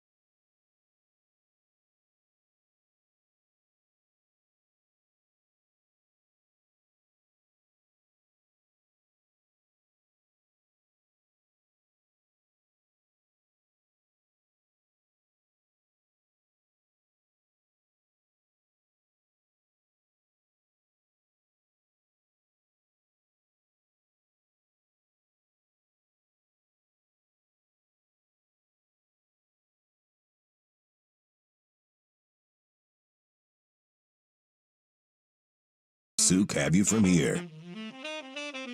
Before we get to our Vancouver Man news, somebody texted this in, and I'm reading it now, but apparently back in 1997 in Russia, yeah, Siberian tiger, the let me just read a little portion of this to you. At the center of this story is a man named Vladimir Markov, a poacher who met a grisly end in the winter of 1997 after he shot and wounded a tiger and then stole part of the tiger's kill. The injured tiger hunted Markov down in a way that appears to be chillingly premeditated.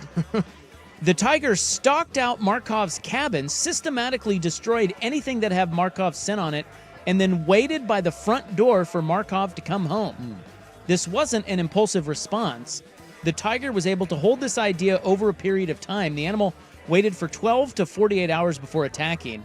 When Markov finally appeared, the tiger killed him, dragged him into the bush, and ate him. The eating may have been secondary. I think he killed him because he had a bone to pick. That's one of the people they're quoting in the story. The other central character is Yuri Trush, the head of the local squad of anti-poaching unit known as Inspection Tiger.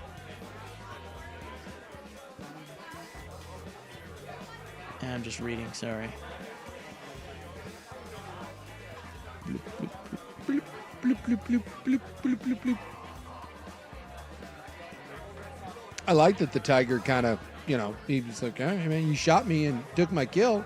It's payback, bitch. It's John Wick style. There's some scary animals out there that are that smart. Like crows. They recognize people's faces. Yeah. I'm assuming tigers can too with this knowledge. Good God. Well, I don't know that they can recognize faces, but I'm guessing scent, Yeah, there you go. I mean, by the way, the rest of this I'm reading through, that's the gist of the story. Yeah. Basically, the tiger, he got shot, wounded, and was like, F you, dude. I'm going to find your ass. Yeah. And while the guy was still out hunting, eating part of the tiger's kill, he went to his cabin and freaking waited for him. You know what? And then ate him. I'm team in these cases. I'm team me tiger. Too. Me too, bro. So I was reading the story on San Francisco, the attack. This was in 2007. And while I do feel bad that one young man lost his life and the other two were permanently, they were effed up. I don't feel bad what happened. So there was two brothers and a friend. They all got drunk. They had blood alcohol levels twice the legal limit. They had all been high. And they were not only throwing rocks and pine cones, but they had slingshots and were shooting it at the tiger. And then, yes, they do believe that one of the dumbasses climbed over a 5-foot fence and dangled their legs into the tiger cage, like ha ha ha, taunting it. And there was a 30-foot moat of water, and then the wall was 12 and a half feet high. It was supposed to be at least 16 feet high, or at least that was the recommendation, because tigers can jump 16 feet. But they figured because the moat was 30 feet, it was safe. The son of a gun jumped the 30-foot moat. Apparently tigers can jump 30 feet across. So it jumped 30 feet across, grabbed someone's legs that were dangling from a 12-and-a-half-foot wall, and then used its back legs into the concrete and my man's legs to climb up out of the cage, mauled him. Yeah. The other two went to try to fight it off. It mauled the one while the other one ran away. It left that, went and tracked down the other kid at a cafe some 300 feet away. And, wow. Yeah. So it can't, AI is saying tigers do have sharp memories. They can remember individuals' faces and scents, especially if a person has harmed them. Well, it's a thing. Apparently it knows. Dude, tigers hold grudges, man. Don't throw pine cones at it. I love that. You brought a slingshot? So the one kid that was dead was found near the cafe grotto. He had blunt force injuries to his head and neck, many punctures and scratches to his head, neck, and chest, and his skull was fractured and his spine was broken, and just for S's and giggles, his jugular vein was ripped out. I give you, don't taunt the Bengal tiger. Now, while that's a horrible death that I don't wish on anyone, who thinks it's a great idea to then... Is that some sort of karma? It's natural selection kicking in. Win stupid prizes if you participate in stupid games, right? That, it just... Yes. Not a Vancouver man. Yeah. And unfortunately, it is along these lines. What are we doing now? Your brethren? Yeah.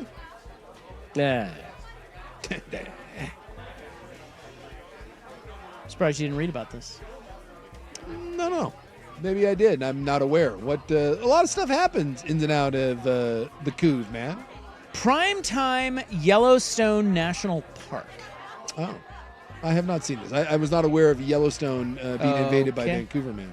A man who risked death by approaching a pack of wolves in the middle of Yellowstone National Park was captured in wild video by horrified bystanders. Oh boy. The clip shows a man in a white scarf striding across an open field towards a group of 5 black wolves. What could possibly go wrong? I see it right here. While a crowd of parkgoers watched in alarm, this was on October 6th. This could be very bad for that guy, somebody was heard saying in the video. This dude's just like, he's just skipping towards him. Which was first posted to the aptly named Facebook group Yellowstone National Park Invasion of the Idiots. Yeah. The man in the scarf was initially backing away from the animals, but as they bounded toward him and appeared to begin surrounding him, he started advancing at them and came within feet of several of them, waving something in his hand. Oh, it looks like he's maybe got some bear mace or something. Yeah, he with it. maced him. Yeah. And somebody in the video shouts, hey, get the hell away from him, back up, before he raises his hand and fires off what appears to be a shot of bear spray. Yeah, we see it here. The wolves eventually back off and went on their way, while the man in the scarf was later seen returning from the field and acting erratically as he went, prompting people to speculate that he was very high on some sort of drug. Yeah. And again, does this make me a bad person that I kind of want the wolves to rip him apart? Like, I'm rooting for the wolves. Nah, I mean, I don't. No, I mean, you know. I know I should be team people. Like, I should be on the side of my kind, but I don't think so. I'm really not. People are awful. Yes, people are awful. Like, that guy literally went there because he wanted to mace a wolf. Well, it sounds like he was wasted. Yeah. Well, then if you're high on bath salts, don't go to Yellowstone. He was from Vancouver, Washington. So shocking. Yeah, it kind of was like, as I was watching that video, I was hoping like as he sprayed the one that the 2 others would circle around and then just, grab him. Maybe not kill him, but like, I don't know, rip an ass cheek off or something. Do you think that video would be wild to watch? That would be wild to watch. Yeah. We don't have many of those on film. No, wolves stay away from people. They want nothing to do with you. Until your dumbass in your white scarf comes bounding across Yellowstone. A lot of those Yellowstone videos, you see the bison. It's always some moron that wants to pet a buffalo, and then the buffalo just stomps its ass. Can we offer a little credit to your Vancouver man for how he handled that? I mean, he did get out of there. Yeah, he did. Yeah, I mean, he did seem quite calm. Yeah. Especially if he was all messed up on bath salts and facing an entire Perhaps wolf pack. if he turns and runs, he gets tackled and eaten. That's true. Yeah. So, and he had the bear mace. He did have wherewithal. If you are going to be a moron and go bounding into Yellowstone, the bear mace is probably a good idea. Now, the question becomes, could you bear mace the tiger, or does the tiger just look at you and like, whatever? I don't think you could bear mace a tiger. I really don't. Do they have tiger mace? Well, I mean, you can mace a bear, but like, does the tiger or the bear, do they just like, does the tiger take it personally? And I'm like, yeah, I don't care. I'm coming for you. Kind of frightening. I mean, does bear mace work on a bear? I mean, people in Alaska carry it. Yeah. I've never maced a bear. My dad never carried it. My dad carried a big ass handgun, but there are, there's what exactly is bear mace? I think it's just a magnified, it's a more potent pepper spray. And it comes in a big, like some of the pepper spray is just like a little stream. Bear mace is like a huge cloud. And then I think I think there's something in there that it sticks, like it attaches itself. Bear spray and pepper spray are different because of the capsaicin concentration. So bear spray, it's a lower concentration of the peppery stuff, but it gives a larger cloud for deferring large animals. So it just buys you a little time? Yeah. Is that what it does? Yeah, essentially. It just gives you a bigger area to hit because the animal is bigger.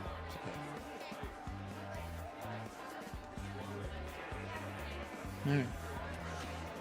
I mean, it's better than nothing, but I would prefer to have the thing that goes bang.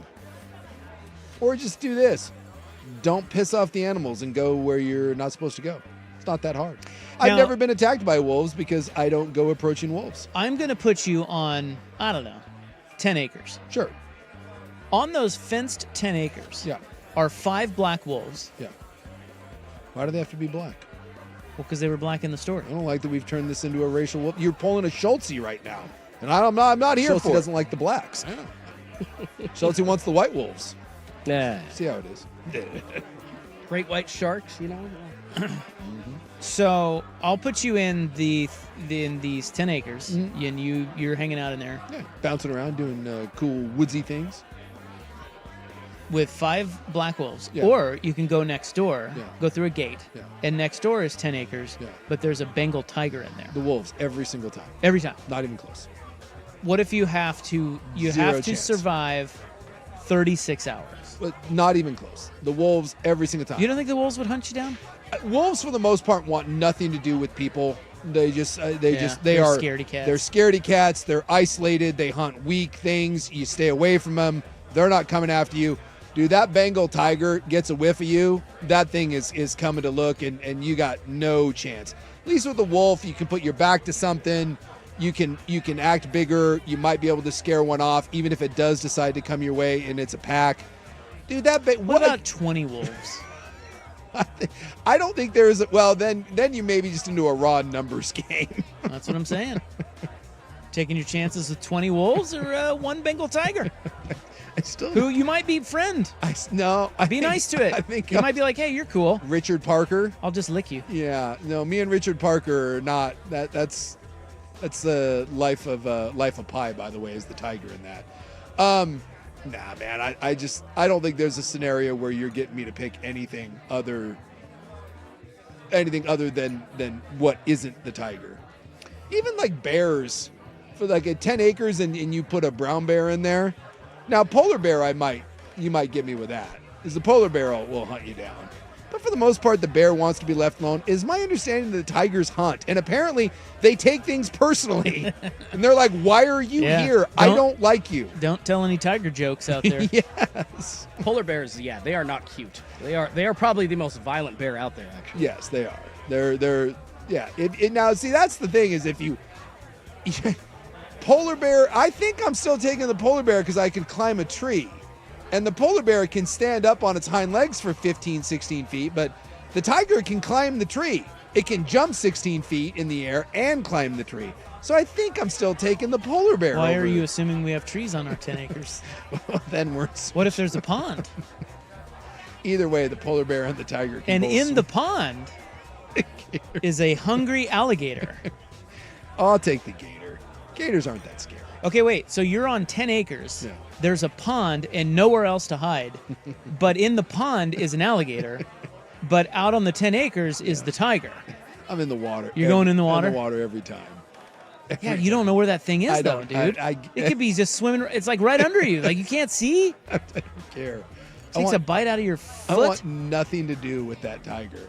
I at least feel like with the gator or the croc, if you can get your hands on its mouth, you can keep it shut.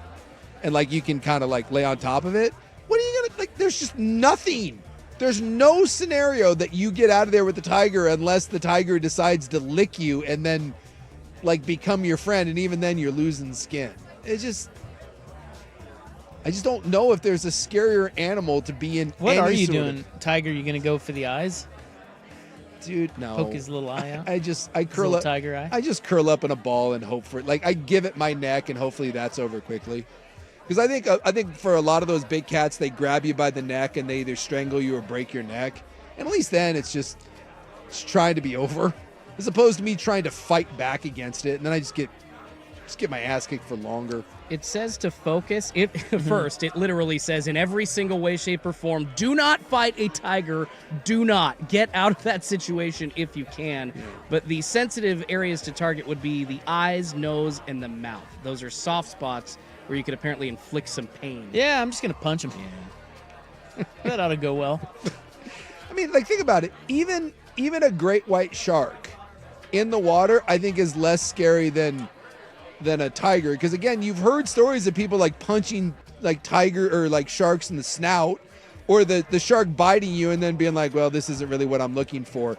You just learned that the tiger holds grudges. You punching it, all it's going to do is piss it off and be like, you just punched me, dude.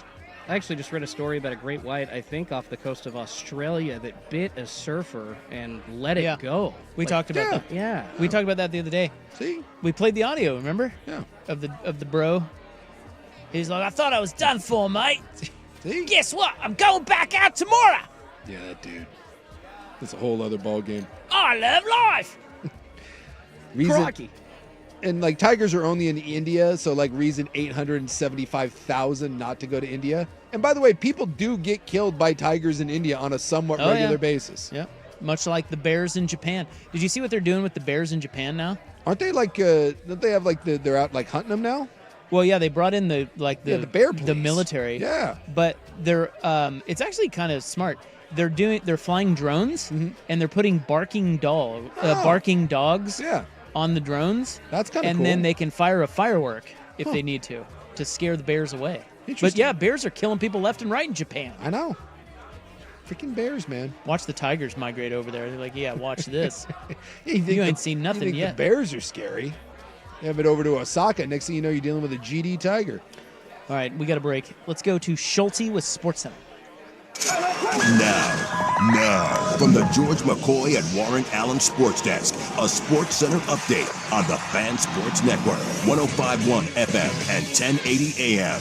First on The Fan, the latest college football playoff rankings just released, and the Oregon Ducks have moved up one spot from 8 to 7. That would slot them now in a first-round matchup hosting number 10 Alabama after the Crimson Tide lost to Oklahoma. The winner would move on to face number 2 Indiana in the quarterfinals. Ohio State, Texas A&M, Georgia, and Texas Tech rounding out the top 5. The Blazers back in action hosting the Phoenix Suns tonight. No Drew Holiday. He has officially been ruled as out with right calf soreness. Jeremy Grant is reportedly a game-time decision now. The Suns without Grayson Allen and Jalen Green tip off at 8 p.m. on KGW and Peacock. And good news for the Steelers out of the NFL. Head coach Mike Tomlin says that quarterback Aaron Rodgers won't need surgery for a fracture on his non-throwing wrist. His status, though, for this weekend's game against the Bears is undetermined. More sports scores and stories in 30 minutes. I'm Schulte from the George McCoy at Warren Allen Sports Desk. Heard missing work?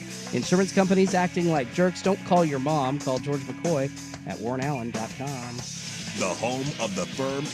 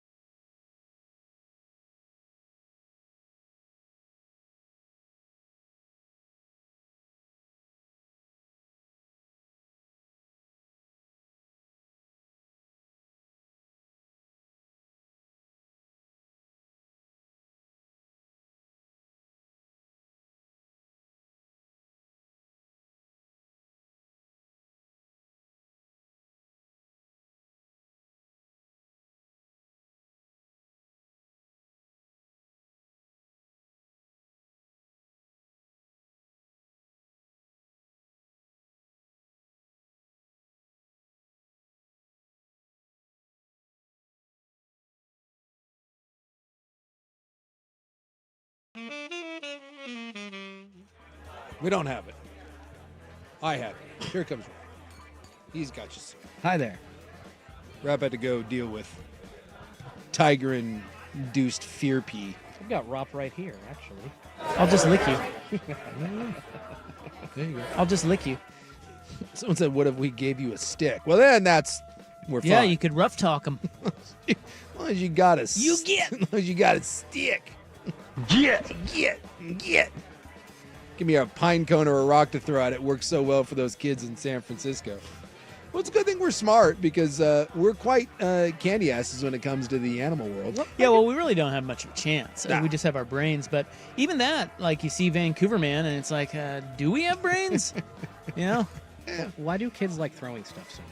Like, why rocks at things and people? Why do we throw eggs at houses? Like, when I was in high school, stupid, we got like those little hot sauces from, Mexican restaurants around town that are like in those plastic containers. And we would go throw them at cars. Like, why? Why do we do these things? Well, because you're kids. Yeah, what else? And you're you know? dumb. Yeah, you're all just horned up. Kids are dumb. You don't know what to do. Just gotta throw stuff. Well, Horny about it. You know what? If you really want an answer, the best I could come up with is, I think that when you're a kid, not only are you dumb, you're a follower. So all it takes is one dumbass to suggest something. Yeah. And you're doing it too. Sure. Because I remember egging houses. Yeah. That wasn't my No one ever eggs a house on your own. Yeah. It's just you get it. It's like, oh yeah, let's go do this. Well, there's great idea. And even though it's a terrible idea. Well, it's one of those things. It's the group mentality. They've done studies on that. Like, one person rarely causes a problem, but you get 10 of them together, and next thing you know, you're burning something down. Yeah, it's that. It's you're bored. You got a group mentality. You're a bunch of morons. One of you suggests something, and no one wants to be the killjoy. Next thing you know, you're throwing eggs. Well, and kids don't have. The brains aren't developed yet. Their brains aren't developed. They don't have the decision making. You can't discern like, oh, that's terrible. Yeah. Even though it's probably terrible, you're just like, yeah, let's go do that. The amount of things. Can't wait to go to jail with you, bro. Right. The amount of things that I did when I was a kid that should have had massive repercussions on my life, and I'm grateful that they did not. I mean, it's staggering. And nowadays, by the way, I don't think kids are any worse. Just everything's caught on camera. Like, every time a kid does something stupid now, someone videos it. Can you imagine if you had a camcorder going or a phone every time you did something as a kid? You're like, yeah. We were pretty lucky. Exactly. Dude, I once stole the archery set from my high school. Whoa. Yeah. Nice. Yeah, they had like a big... Is that nice? Well, no. It wasn't the best. But, yeah, Nah. there was a big garbage bin. Said, like, Mountain View High School on it. And it had a couple bows. And then, like, you would shoot the little archery crappy sets in gym class. We were in my backyard, and we were shooting them because why wouldn't we? And someone had the bright idea I don't even remember if it was me or one of my friends, but we would shoot it straight up in the air because why wouldn't you? And someone shot one and it started drifting over the house, and we like panicked. And I was like, oh crap. And we came out, and my mom was in the front yard talking to one of her friends, like in the car. And I'm not going to say it like came super close to my mom, but it was within like 5 feet. God. And it like stuck in the ground. Like, let's say like, 5 to 7 feet. Needless to say, the bow and arrows did not stick around. Like, my mom it was not good. And I was like, what is that? Yeah. And like, you're like, yeah, she's just sitting there and she had no idea that we had the bows and arrows. And she just like, all of a sudden an arrow comes out of the sky and you're just like, and my mom's like, what? And then you're of course holding the bow and you're like, what's going on, Mom? Somebody's hunting. Yeah. Well, needless to say, that was one of those moments where I did get in some trouble. The bows were immediately removed. And, that's like one of those funny, dumb stories that my mom would always tell about me. But in reality, I could have killed my mom. Like, again. That's pretty funny. Yeah, well, my mom, like, as the story goes on, of course, as the years went on, my mom got closer and closer. Yeah, it was within. It wasn't almost hit her. Yeah, straight between the eyes. Yeah, there was plenty of distance, and I don't know if that arrow would have gone. It's a crappy, PE arrow. It wouldn't have been good. I don't think my mom would have been like, ha ha. And I don't know, why did we do that? Yeah. Couldn't tell you. No answer. No answer. We were working out one day in the summer. We were lifting weights, and as we walked by, someone had left a closet door open, and there was a big barrel that said Mountain View Archery on it. And someone had the bright idea, I bet that'd fit in the back of our car. I bet it would. And now we've got bows and arrows. And no one at 16 or 17 years old should have access to a big tub of bows and arrows. It's a recipe for disaster. We're like, hey, this is a funner version of lawn darts. Oh, great. You could shoot some tigers. Actually, yeah. That's... Boy, I'm still going to say no. You imagine like a Bengal tiger staring down my shaky ass with a Mountain View bow and arrow? I mean, this will work real well. All right. Well, we got to go now. A lot of hot animal talk. Yeah. Bow and arrow talk. You know. Bunch of morons out there. People dying. People stupid. Humans supposedly being like, you know, top of the food chain because of their stupid brains. And yet we're all so dumb. Yeah, we're so dumb. And we're getting eaten by tigers. It's amazing how we ended up here. Man, and this Vancouver man, too. I think we're making fun of him because he lived, right? If he died, you'd be hearing calls from people like, hey, you can't talk badly about him. He passed away. It's like, no, you need to highlight the stupidity of people's deaths more. Yeah, not here. We'd be making fun of him. Good. I guarantee you Sue could be making fun of him. Oh, 100%. All right, we got to wrap it up. Way up. to go, Dunkoft. We'll wrap it up next on The Fan. The Trailblazer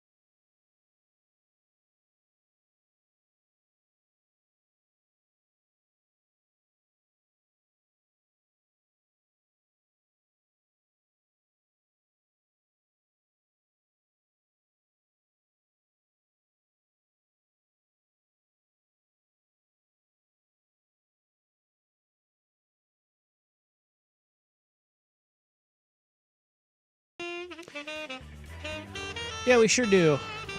But not for long. Because, well, show's over. Yeah. Baby. I got to get to a Hustler store. Hell yeah. Why is that? Do they still have those? Yeah, there's one by my house. And I always laugh because I was like, who the hell goes into Hustler? And my gal does like Friendsgiving, so she invites like friends over, and they play this card game called Nerds. It's like a gin rummy solitaire game, and all you need is just different cards. No, everyone has to have their own deck of cards. So she goes on there and she buys like this, this set. It's a nerd set, but it's like 7 decks of cards, and there's nothing special to them. They're just cards. They all just look different. And so I was like, yeah, I'm gonna buy my own deck of cards for Friendsgiving, because we're gonna play Nerds. And so I've taken it upon myself. I am going to buy nudie cards for the nice. deck. So I started. So I looked on Amazon, and I was like, I was gonna buy it. Like, you can't buy nudie cards on Amazon. And I was like, well, that's kind of lame. So then I looked up like where to like get nudie cards from, and like I was like order them, whatever, and it popped up. And then the Hustler store sells them.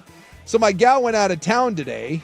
And so on the way home, I feel like I need to swing by my local Hustler store and peruse their dirty playing cards so that I'm ready for Thanksgiving. If you can't get dirty nudie cards at the Hustler store, what is it even open for? Exactly. So I want to report. Yeah. For years, I've thought to myself, what is happening inside the Hustler store? Tonight, I find out. Nice. I want tomorrow a list of the top 5 items at the Hustler store. Well, I'll bring in the nudie cards as well.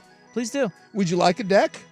No, I don't need that. Just wondering, maybe you no. Maybe you and the missus would like a deck. I think it'd be cheeky and fun. Yeah.